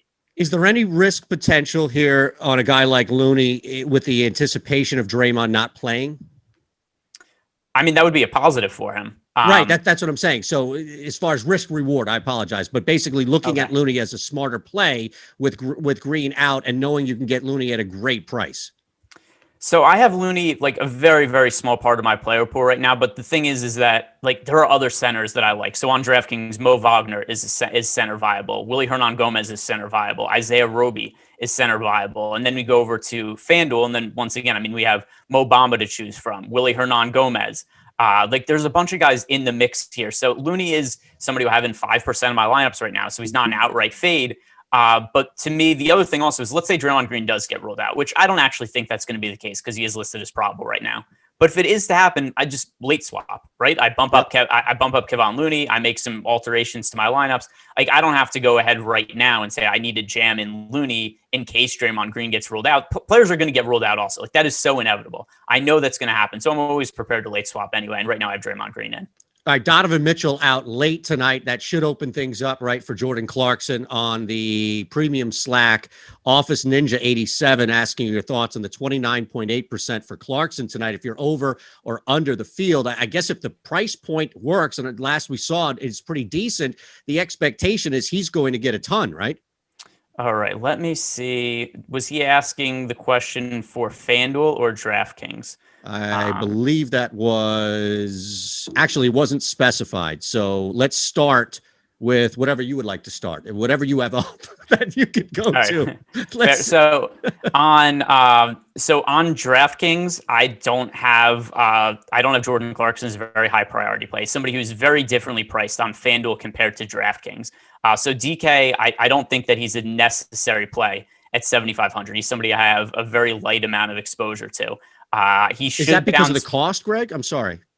Yeah, so it's because he's way more expensive on DraftKings than FanDuel, and then also consider that overall there's enough value on the DraftKings slate, and there's so much flexibility with positions that it's not that difficult to go stars and scrubs and just be able to pay up to get to Steph Curry, Luka Doncic, those types of guys they're more expensive than Jordan Clarkson, but it's not like as big of a gap as you would think, given how easy it is to get up to him with all the value in play. Whereas on FanDuel, where Jordan Clarkson's a lot cheaper, 6,500. Also, the shooting guard position is a little bit difficult to fill today on FanDuel. Like Jordan Clarkson and Josh Jackson speed, they really stand out above the rest of the field in terms of the top overall points per dollar plays at shooting guard on FanDuel.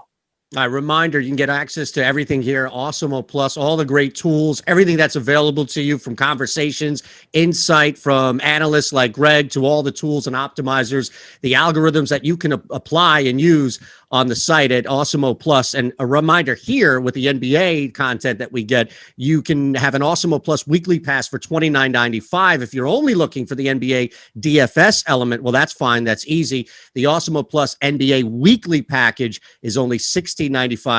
And the $4.95 for the NBA Weekly Express. That gives you full Awesemo Plus access, NBA Showdown, single game contests. So join up Awesemo Plus today, and we have free tools that are available to you, the NBA Big Board today for you to use leading up to tonight. And a bunch more on the chat, the premium Slack as well. See James Hood on the super chat here, Greg. Couple of days, he had Stewart and Porter in 100%. It worked great. What if you were to pivot off one of them tonight?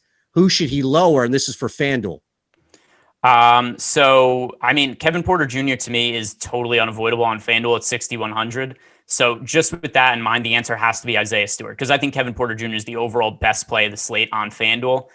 He's going to be really popular. I don't care. At 6,100, it's just not a correct price given what his role is in the offense right now without John Wall there. So last game, it was a tough matchup on paper against the Milwaukee Bucks, and Kevin Porter Jr., 50 points and 11 assists. He scores 70 FanDuel points. He's not going to repeat that kind of performance, but at the 6,100 price tag, he should be $1,500 to $2,000 more expensive. I'm projected for over 40 fantasy points today. So the price is just so far off that I think you have to play a lot of Kevin Porter Jr. today. Yeah, 7,400 on DraftKings. Does that change at all, knowing that it's a little more expensive? Ish.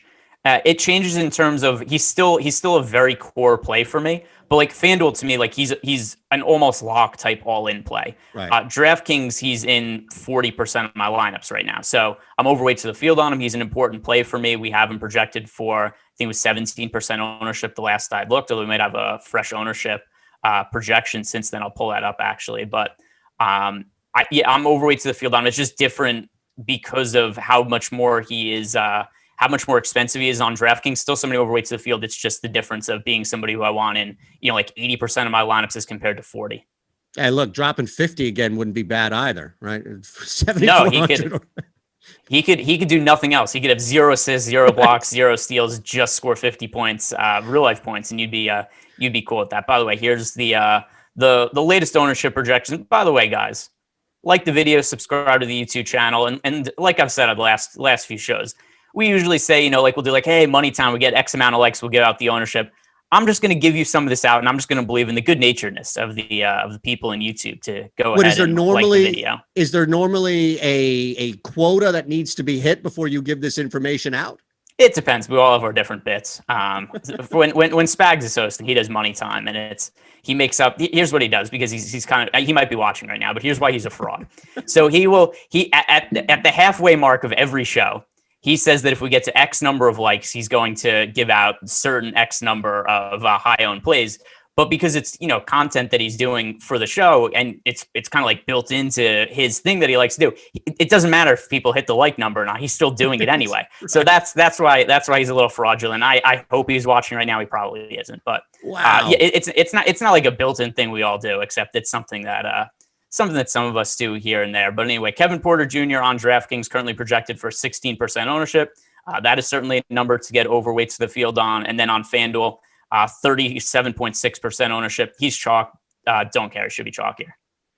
Fair enough. I love how you break down that fourth wall at the expense of Spags there, knowing that it's just going to further endear you, not that you need it, but further endear you to the chat out there, like you're doing them a favor. That's smart, savvy. I like that, man. That's definitely good technique.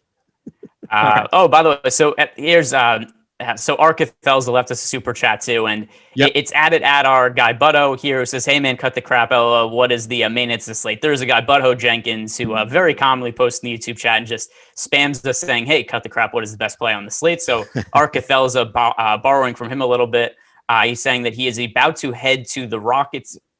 What is he saying? Well, the grammar in this is terrible, buddy. But yeah, quick cap on best plays and main. Oh, I think he's heading to the game He's heading to the game in Houston. Does that make sense? Maybe that could be it, but I'll just read it as is, and then we'll try to decipher it afterwards. Like we'll pull out you'll pull out a translator. At Butthole, hey man, cut the crap. LOL. What's the main hits of the slate? About to head in Rockets game. Need a quick cap on best plays and main news. All right, so best plays and main news across the slate, not just for that game with Houston and Golden State, because you did a pretty good deep dive on that. Yeah. Unless it's Christian Wood that we left out. All right, so by the way, Christian Wood is a good play, particularly on FanDuel today, in play on FanDuel and DraftKings, but definitely somebody to get a lot of exposure to on FanDuel. But we could recap. Here's all the guys that are currently listed as questionable: Nikola Vucevic, Domantas Sabonis, Kawhi Leonard, Malcolm Brogdon, Bogdan Bogdanovic, Kevin Huerter, Lauri Markkanen, Jeremy Lamb, Goga Batadze, Those are all of our questionable players. The key, by the way, if I was to read every single player that's in or out, it would take legitimately the rest of the show. We could kill the last 37 minutes if I read off all these names. But here, let me just recap. I'll go over. Here is who I said was my most exposed players at each position.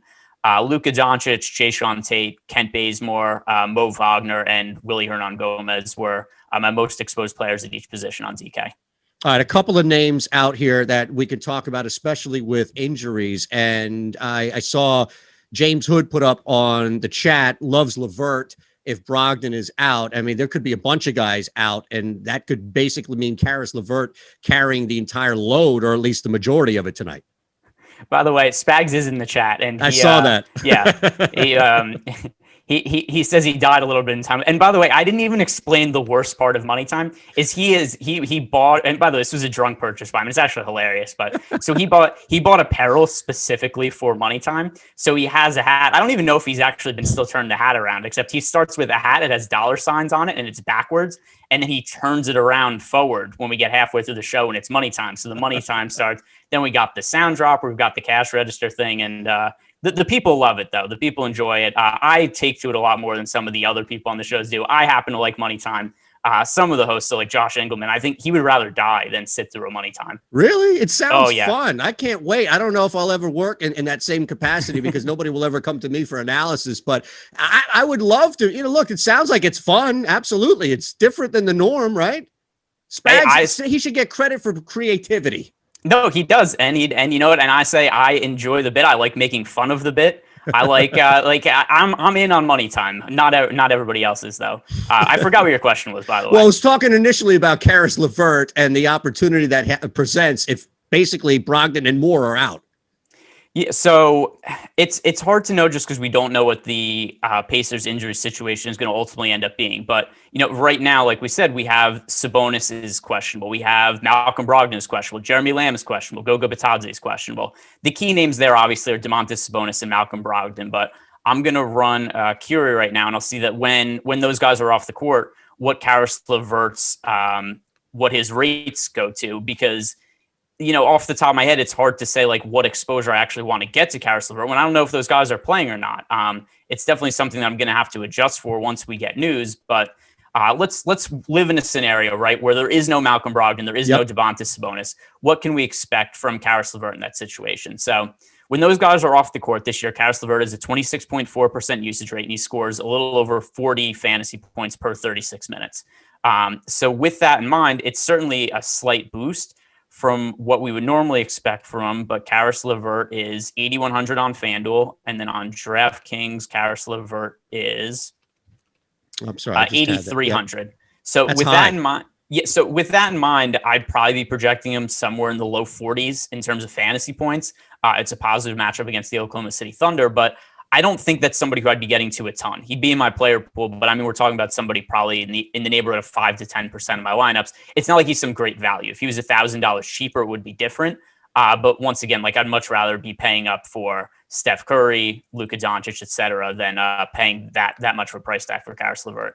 On the premium Slack, see Bars with a question and a couple of others on both the premium Slack, the Awesemo premium Slack, and the chat have brought up Kelly Olynyk. We talked about the squad there with Houston. The price I see at 7,300, coming off that decent game, 24 and some numbers with that. Is that a name that jumps out? There's low ownership, but Bar's even asking specifically with 7,500 left, you can cover that with the 7,300 with Olynyk.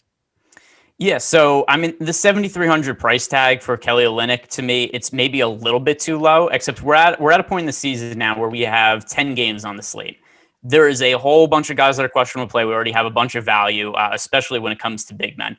So I very rarely am looking to roster good value plays when there are great value plays available. So Kelly Olynyk, who's maybe we could say, a couple $100 underpriced given what he's done recently in his current role in the Houston offense, where we have, Eric Gordon's out, Avery Bradley's out, DJ Augustine's out, John Wall's out, Sterling Brown's out, Daniel House is out, David Nwaba's out, Kelly Olynyk starting for them. They have a shortened rotation. But I do not want to roster decent value at this point in the season when there's generally great value available. So Kelly Olynyk is not somebody I'm getting to right now. Fair enough. We continue to remind you, like, subscribe. Make sure you're subscribed to the Awesemo channel, the Awesemo YouTube channel. You get everything up to date right as it happens. The show today, sponsored by OddsShopper. It's the best place to go. Anybody who's betting, anybody who wants odds, if you're factoring it into your DFS plays, it's the one-stop shop, and it's there for you in order to make sure that they go out and shop the best odds, whether it's a dog, favorite, best total for you, and you just sit back and make plays off it. It's awesome. It is fantastic. And again, oddshopper.awesemo.com. I use it all the time, betting and everything else, including with DFS. And it's a really cool tool. So we remind you to use it because it's available to you. All right. And also, we had this flash giveaway for the Kentucky Derby, where if you liked, retweet, follow at Side Action HQ and Awesemo Odds, you're eligible for that. We'll continue to take tweets that come in and go from there as far as the blink and you miss it Derby. You mentioned Kawhi Leonard, another name on that long list of guys who could be out tonight, questionable tonight. How are we approaching that, especially if he's in, knowing that there's going to be a hefty tag for Paul George? Yeah, so I mean, whether Kawhi Leonard is in or out, I don't really have interest in Paul George, just because the price tag is already so expensive. He's at $10,000 on DraftKings, and then FanDuel, Paul George is up to $9,400. So as a points per dollar play, I don't think he's especially great. Also, I tend to think that Kawhi is probably a little more likely to play than sit in this game. They've been ruling him out of games in advance for a little while now. So just the fact that he's questionable to play as opposed to getting ruled out in advance, I think he's probably a little bit more likely to play than sit.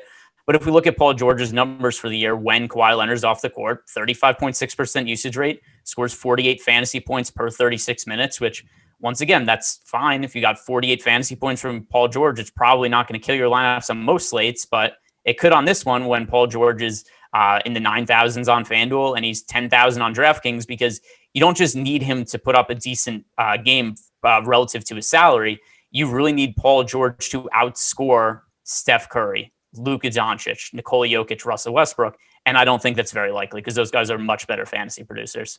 What about this scenario, Greg, where Paul George is in, right? Kawhi Leonard is out. Is Morris now an option at, I see 6,100 on DraftKings. Somebody's going to have to pick up, right, productivity and usage. I wonder how much Morris becomes appealing with the assumption that Kawhi sits.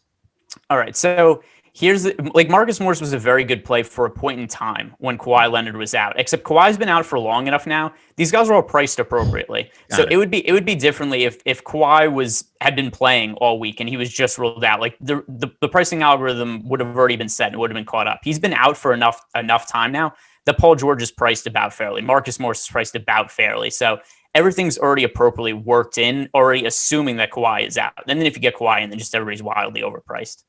Now, I have to ask you, do we look alike? Because I don't, and look, this is another shout, like a positive to you, not a negative at all, because Mark K is saying Greg doing a show with his uncle tonight. I didn't think that we had that much resemblance. You've got hair, I don't. I'd kill for that hairline, man. If anybody, though, you're not going to know this, but there's somebody in our industry named Jordan Cooper who Yes. You guys have a eerily similar sounding voice. Like if you guys did a show together, it would sound like one person talking the entire time. I don't know if anybody else has picked up on that, but I've been thinking the entire time, like, who do you sound like? Because it sounds familiar to me. Other than that, we worked once together, a couple of years ago. But you sound a lot like Blender, Jordan Cooper. Okay. I should take that as I mean, you've already ripped Spags, so I don't know if this is a knock on Cooper as well. I mean, some people might, to me, it's just kind of a fact. You guys sound like it's not a positive or a negative. You just sound like somebody. I'm sure there are people who are opinionated who say that they don't like Blender. They like Blender, Right. And they'll view that as a positive or a negative. But to me, you guys just kind of sound the same. But real quick, I do want to hit we did get a couple more super chats here. Looking at them now too. Daniel McCollum, who asked, best to avoid Isaiah Stewart and Sekoy Doumbouya in the same lineup. Yes, but probably not for the reason you think. I don't think that either of them are particularly terrific plays on the slate. Like, certainly Isaiah Stewart has upside, but he's not a priority play for me. And as far as Sekou goes, also very low priority play. He's in my player pool, but only a very small percentage. Let's see, what do I have of him in my most recent build? So yeah, I have him in less than 5% of my lineups right now. So certainly somebody who's viable, but I don't want to play them together just because like Seku's not a priority play for me today. So that's the real main reason that I'm not looking to get to that combination. Got it. And then the second one you were mentioning, you saw Avi asking about White and Jerome on FanDuel. So he is asking, I assume that means Kobe White and then Ty Jerome. Yeah, that's my assumption as well. So of the two, and also this is something that's hard about the really going through anything with the Chicago Bulls right now, is that with the Bulls, we have Nikola Vucevic and Lauri Markkanen are both questionable to play. So, and obviously Zach LaVine has already been ruled out. Yep. If Vucevic is not in the lineup, Kobe White's going to become, I assume, a pretty important play for me because the usage has to go somewhere. And I think that Kobe White and Thaddeus Young are two guys who would both pick up really substantial roles. Daniel Tice, particularly on DraftKings, would become a pretty solid play at 4,400. So how much I like Kobe White is going to depend if Vucevic is out or not. Right now, Kobe White, not somebody I'm really getting to, but I certainly will if Vucevic doesn't play. Real quick, before you get to Jerome, just to follow up on that with Thad Young, I guess the concern is how many minutes he's going to get. But with Vooch out, right, you talk about just the fill and the ability to not necessarily boom, but put out good numbers and a great reward for it. I guess the concern with Thad Young is just how many minutes he's going to get tonight. Yeah, so I mean, obviously, if Vucevic and Lauri Markkanen play, then Thaddeus Young probably plays, somewhere in the neighborhood of like mid-20s minutes or something. Like one thing that's Vucevic is officially in. So good stuff. Right. Yeah, lock. All right. So here there we go. So Lauri Markkanen and Nikola Vucevic are both going to play tonight. So there we go. We just got that news in. Doesn't matter now. Irrelevant. It's moot, right? Yeah. Don't really have interest in Thaddeus Young, who I liked him a little bit yesterday. I thought his minutes were trending up because he had pretty regularly been playing like 16 to 21 minutes. And then in back-to-back games against the Miami Heat, he played 26 minutes. And the game after against the Knicks, he played 29 minutes. So it looked like Thaddeus Young's minutes were on the rise. And then he only played 19 last night. So it's hard for me to really have a whole lot of confidence in his minutes. So not somebody that's important to me at all now that we have Vucevic and Markkanen both in. Let's revisit Vooch now that we know he's in, and 10-1 on DraftKings. You're going to pay money regardless of where he is, but the value has to be there.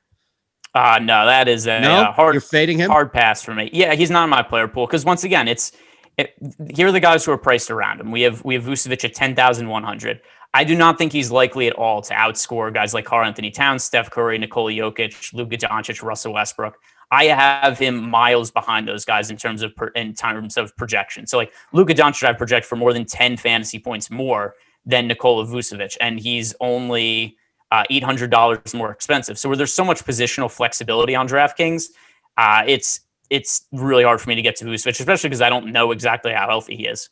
Fair enough. Yeah. And I think that same mentality, right, where you're applying how much you're paying for a guy and the question of the return. You talked about staying away from Paul George, no matter what factors are around him tonight. Saw a couple questions out on the chat regarding Zion or Ingram. Is there a fair choice there? Is there a hard pass on one of the two? So as a FanDuel specific play, Brandon Ingram is much cheaper on FanDuel than he is on DraftKings. He is 7,500 on FanDuel, and also the small forward position. Like we've one very obvious play in Kevin Porter Jr., but outside of him, I don't think there's one guy that really stands out as a really strong play. So with that in mind, I think Brandon Ingram was priced a lot cheaper on FanDuel than it is on DraftKings, and due to the positionality, Ingram is a good FanDuel play at 7,500. But DraftKings, I don't have interest in him. Well, Zion at 9,900, and I wonder where he falls in on how you apply the amount that you're paying versus where he is on the group of people, and if he's going to be able to outperform, like we talked about Vooch and Paul George. So where does Zion now at 9,900, knowing that he's a little bit lower, right, than that top payment group, but still in that top crop of expected performance? All right. So if we're going to get like a really high ceiling game from Zion Williamson, like to be tournament winning at that price point, we're probably need somewhere in the neighborhood of like 60 fantasy points from, just because we have all those other guys we've talked about in that same price range. And to me, Zion is not very likely to have that kind of ceiling. Like we've seen him do it a couple of times this year, but not reliably. The last time he had a really slate-breaking game was against the Philadelphia 76ers. Yep. He had 68 fantasy points. That was all the way back on April 9th. Before then, I mean, since then, it's 48, 26, 31, 54, 34, 48, 55, 29, 49. Like fine fantasy games. He's just way too expensive. And then, by the way, also want to circle back on, because it has been, okay. So we got a couple of things here. All right, let's compartmentalize everything. First, we have Pacers news. Second, I want to get back to Ty Jerome because we didn't answer this. Yes, you're right. We definitely owe an answer on Ty Jerome. So let's start with the Pacers because there were a bunch of names here. Yeah. So, all right, the Pacers, Malcolm Brogdon, Goga Bitadze, and Jeremy Lamb are all out. I still don't know what to make of this team entirely because Domantas Sabonis is a game time decision. So still a little bit of uncertainty because we don't know whether Sabonis is going to play or not. And here's something that is somewhat nice about the game. It's probably something we're not actually going to be able to cover here because I doubt we're going to get Sabonis update in the next 20 minutes. But there's only 2 games that start before 8 o'clock. And most of the games are pretty loaded at the same time today. So we've got Detroit and Charlotte at 7 o'clock. Then we've got Golden State and Houston at 7:30. Then we've got half the games on the slate start at 8 o'clock Eastern time. Then there's 1 9 o'clock game and 2 10 o'clock games. So I'm not sweating the Sabonis news too much. I like whatever ends up, whether he starts and is restricted, whether he's out and we're going to get value in his place. I don't know exactly what the situation is going to be. It's going to be a wait and see for me, but we're going to have plenty of flexibility to switch because so many of the games are starting at around the same time. Okay, so now with the news, the latest news, let's circle back before we hit Ty Jerome. I promise we will not forget Ty Jerome on this show before we end. But with the Pacers, we talked about Karis LeVert briefly, kind of with the expectations of not really knowing now that these guys are locked in. And I also saw on the chat, Solo DZ is locking in Aaron Holiday as a result of this as well.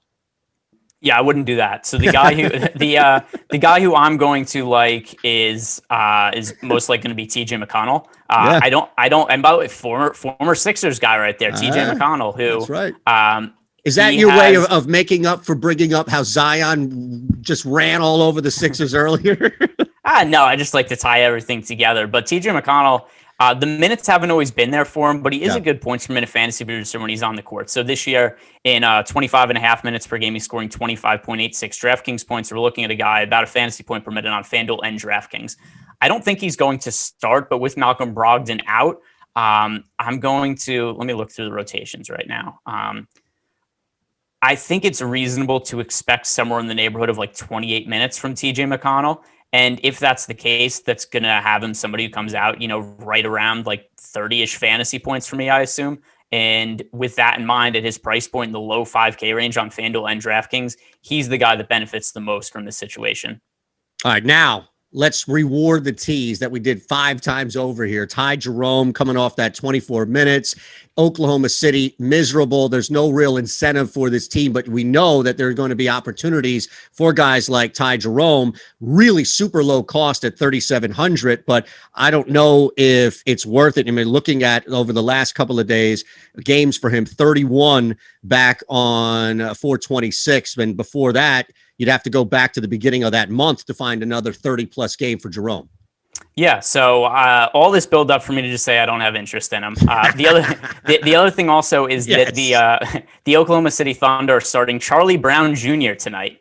And so with that in mind, Charlie Brown, not somebody who's been playing a whole lot of minutes lately, but he's just somebody else who's in the mix now that we have to assume is going to play a chunk of minutes. With that in mind, it's very difficult for me to assume that Ty Jerome plays a significant enough minutes to really do any damage as a fantasy option. I love how you just let that linger and even reminded us. It wasn't even me. It was you who reminded everybody. Don't worry. We're going to get back to Ty Jerome just to drop that hammer on there. I did see a question. Nick on the stream asks if McConnell, LeVert, and Brissett are too much to run in a lineup. Yes, McConnell, LeVert, and Brissett. Like that's overkill to me. The other thing also is Brissett's been priced. LeVert's fairly expensive already. Brissett has been priced up. The other thing also, we don't even know if Sabonis is in or out yet. Yep. So like absolutely no interest in O'Shea Brissett if Sabonis plays.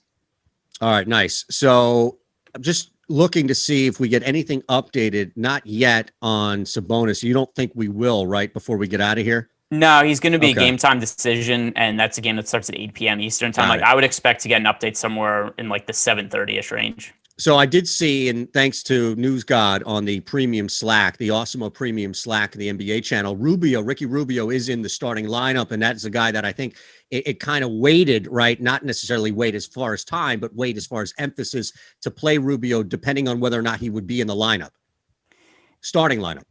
Yeah, so let me go to, and by the way, also Charlie Brown, I am considering getting a little bit of exposure to him as a Is that right? play, but yeah, I mean, it's really hard to know what to make of him as a points per dollar player, but somebody at the flat min who's going to be starting at point guard, like that's always a situation I have a little bit of interest in. I mean, we've only seen him play a total of, let's see, how many minutes has Charlie Brown played this year? He has played a total of 20 minutes. So I don't know what to make him as a points per minute fantasy producer, but he's min price starting at point guard, and that's usually never a bad situation. Not somebody who's going to be, like a core play for me by any means, except I definitely think that's somebody to get some exposure to. You said 3K, right, on DraftKings for Brown? Yeah, he's flat min at 3K. He's going to be starting in the backcourt alongside Teo Maledon. Oh, that's fantastic, man, especially for that mind play here. I'm just waiting now for anything else that might come in. More questions for you as well to pile in here for Greg that we'll continue to facilitate and get answers to. Even if it's something he doesn't like, we'll make sure that we get that out there for you, especially as such. And just another reminder, and this is fantastic. I love what's happening here. Just being a new member, part of the Awesemo community, is seeing the Awesemo Hall of Fame and everything that's happening as a result of the gigantic wins and everything attached to the Awesemo avatar. So it's very simple, right? Just download the Awesemo avatar. Just go to awesemo.com/avatar, place in the top 3 of a contest with over 5,000 contestants, which I see people that are subscribers and part of our community doing every single day, it seems like. And I know this, Greg, because I'm on the bottom of those tournaments, and I look up at the top and I see Awesemo pick after Awesemo pick after Awesemo pick. You can win a free month of Awesemo Plus Platinum. Just run through this, download it, put it up there, and do what you do, which is win. Look, another number 2 finish right there. It's so cool. And again, being new to this, being new to the Awesemo community, it's awesome to see not only the great analysts like yourself who are providing great information and also winning, but seeing so many people in our community that continue to just post victories. No humble brags here. Just post away. Yeah, for sure. And also, like you said, tag at Awesemo HOF on Twitter, tag Awesemo at Awesemo_com on Twitter, and tag me if you want, or tell me that you roster some of the guys I like. Tell me you want only because you went against me and you roster all the guys I didn't like. I know some people like to do that from time to time too. Whatever you want to do to throw it up on social media, get some attention, troll me. Definitely. I like to be involved though. Troll me, please. Well, yeah, as long as people are talking about you, it's good, right? Like there's no such thing as bad pub. And I can't imagine, are you telling me that there's like a fade Ehrenberg like community out there that's just fading you everything Tyler's saying? Yes, there is. Really, there's a fade Greg community. It's a sub community in Awesemo. I don't believe that. I wouldn't call it a community. It's like it's a group of a few people, and they come at me every once in a while. Somebody comes at me on Twitter. It doesn't go well for them though. Is Spags part of that just because of this back and forth? Is he the undercover leader of that crew? No. Here's what's funny though about some of the relationships between people on shows, because we have like little bits we do and stuff like that. But we're all friends with each other, and we will tell that to people on the show, and they still don't believe it. They're still convinced like, oh, these guys hate each other. It's like, no, we don't, but hey, they like to think that's true. Fair enough. From working with you a couple of years ago, Lofty, who I see way too much here in Philadelphia on and about different things. So there's definitely this community and so many people that have welcomed as well. So I see it. I see it just from the outside, and it's a really cool thing because it transfers over. Mr. Moneybags on the premium Slack asking if there's any Bamba love tonight on DraftKings. So Bo Bamba's in my player pool. I have him about even with the field. So here's what's to like about Mo Bamba.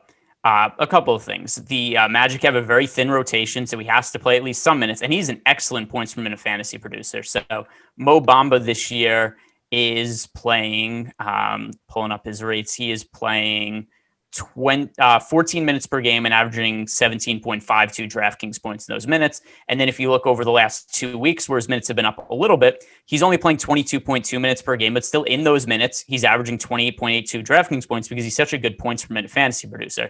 So I don't think that he's somebody we're going to see substantially high minutes from, but even in 23, 24 minutes, Mo Bamba could have, 30 plus fantasy points. So I think he's a little bit underpriced. He is somebody to get to.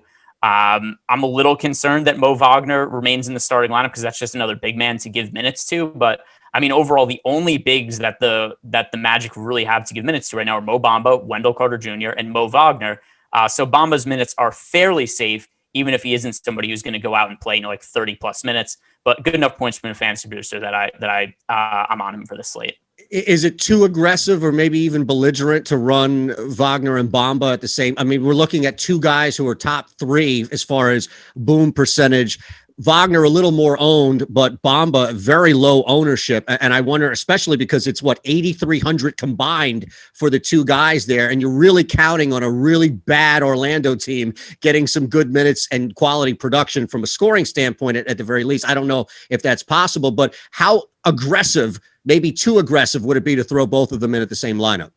I have some lineups that have both of them, especially because Moe Wagner is so cheap that it's not like there's some massive negative correlation. It's not like we're trying to get production out of one guy who's 9,000 and the other guy who's 8,500. Moe Wagner's 3,300 on DraftKings, 3,500 on FanDuel. If he goes out and scores, 22, 23 DraftKings points, 22, 23 FanDuel points at that kind of salary, it's fine, and that's not really significantly taking away from anybody else. So the only one real concern I have with Wagner is that before he was in the rotation, we could just say that hey, Mo Bamba is going to play minutes because there's really only two big men that are getting minutes between him and Wendell Carter Jr. And now it's just Wagner being in the mix also. So that caps the upside a little bit of Mo Bamba, but he's still cheap enough that I'm getting to him due to his points per minute production.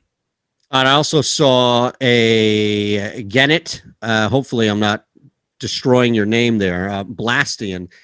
Questioning Austin Rivers and really about a sneaky play. I mean, you're looking at the price of 3,700. I don't know what a ceiling would be for a guy who's only hit 20 in the last, 3 months. And that happened last game. So maybe this is an overreaction type play. Yeah. So the minutes that he's playing so far with the Nuggets. So Jamal Murray's out for the season. Obviously, that's why they signed him. That's why he's getting some minutes. But even some of the games he's played recently where he's played bigger minutes, and by the way, the most fantasy points he's scored in a game, you mentioned it right before with the Denver Nuggets, has been 20 fantasy points. And he's played a total of 6 games with Denver. In general, he is not really playing big minutes. The reason his minutes were even up last game is because of blowouts. So in the 4 or 5 games now that he's been with Denver, there was a game against the Warriors decided by 19 points, a game against the Rockets decided by 13 points, a game against the Grizzlies decided by 24 points, and last game, a one-sided game against the Raptors that was decided by 10 points.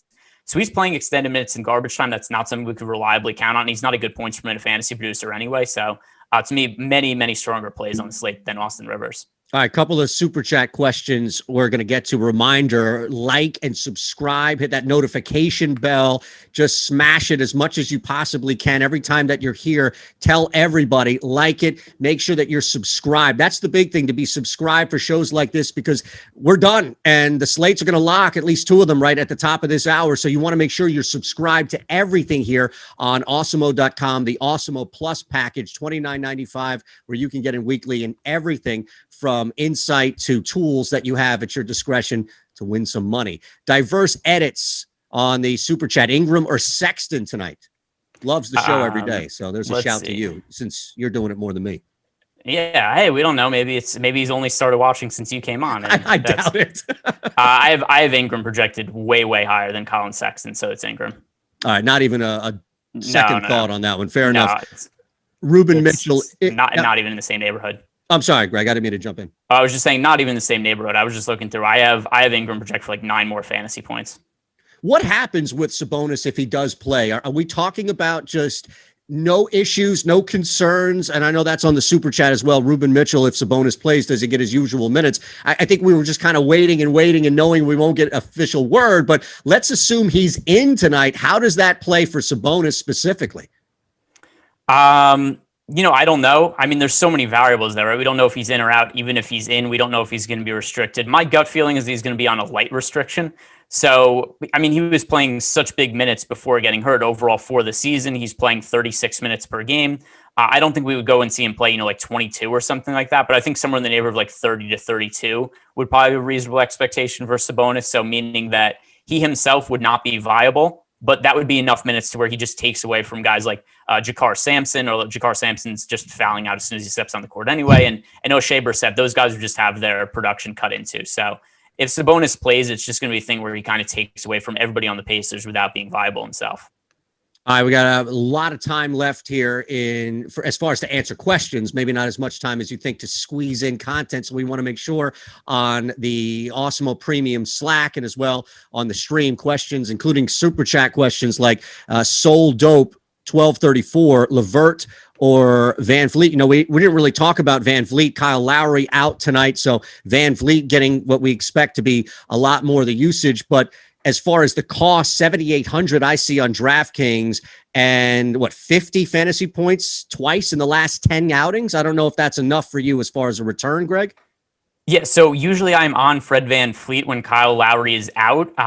But the issue with today is a really tough matchup playing on the road in Utah. And I have no clue what the Raptors' goal is at this point in the season, because this is a team that's still in the playoff mix, but does not seem intent on trying to want to make the playoffs. So we're seeing like today, Kyle Lowry's resting. It's a game that if they win, certainly they're in the playoff hunt. They need as many wins as they can get, and they're just resting Kyle Lowry because it's a back-to-back. And it's hard for me to know that like Fred VanVleet is going to reliably play his full minutes allotment today. He played 42 minutes yesterday. Maybe they're going to be a little more cautious with him today. That, and like you said, also, he hasn't played all that well over the last couple of weeks. So Karis LeVert to me is the stronger option of the two. And I just want to take it back to a name that you mentioned was really high on your list, just because I see Stephen Michael and some others mentioning Hernan Gomez as just a really strong play tonight. Right, Greg? Yeah, Willie Hernan Gomez is my most rostered center today. So absolutely no issues with getting to him. Steven Adams is not going to play tonight for the Pelicans. And if we look at the numbers overall for Hernan Gomez for the season, he's a guy who has always scored over a fantasy point per minute. He scored over 30 fantasy points in each of his last two starts. And also it's a favorable matchup against the Timberwolves. That's something else that works in his favor. And let's see, overall for the season as a starter, he has made 4 starts, 26 minutes per game, 30.25 DraftKings points in those starts. And even though we knew Steven Adams was going to be out in advance here, still neither DraftKings nor FanDuel priced up Hernan Gomez. He's still in the mid 4K price range. So with that in mind, he's one of the better value plays on the slate to me.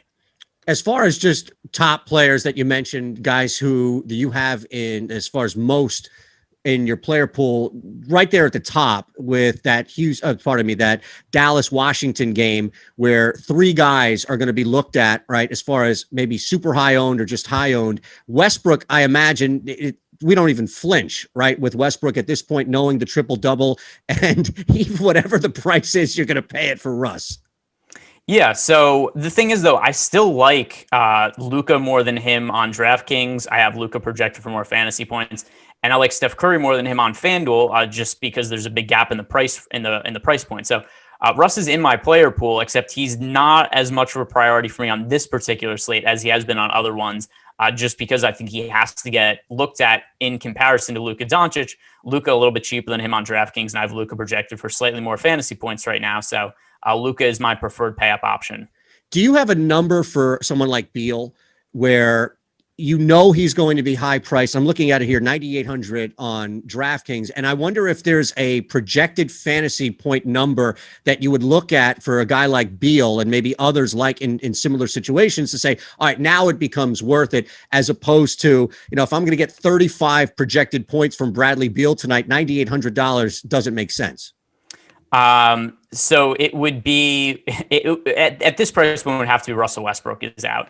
And even then, it would probably be about a fair price. But with Westbrook in, I don't understand why Bradley Beal's price hasn't gone down. Because if you look at the last couple of games from he scored 24 and 36 fantasy points, and the last time he scored 55 or more DraftKings points, Bradley Beal was a month ago or something like that at this point. And his price keeps going up too. He was 8,700 3 weeks ago, and with 0 significantly good fantasy games since then, his price still continues to climb. So the 9,800 price tag doesn't really make a whole lot of sense to me. It would have to be Russell Westbrook being out and just pulling up Beal's game log right now. The last time he scored 60 fantasy points, or even let's say 55 or more, it was before March 25th. I can tell you that. I have to scroll really far back. I was going to say, now you had 50, 53 and mid-April and all, but that's probably one of these bumps, right? That continues to bump his own price up, where if he had a couple of games where he's mid 30s, maybe the price stays the same.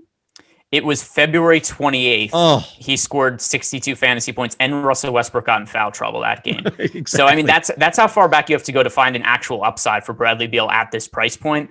So, I mean, to me, like, if Russell Westbrook was out, I would consider Beal at this salary, but I would still like other guys more than him. So I just don't understand why the price point is where it is. And Matt Briggs on the chat, he's fading Russ and Beal. And I guess Beal clearly makes sense, but if you're fading Russ for Luka or Curry, then I guess it makes sense.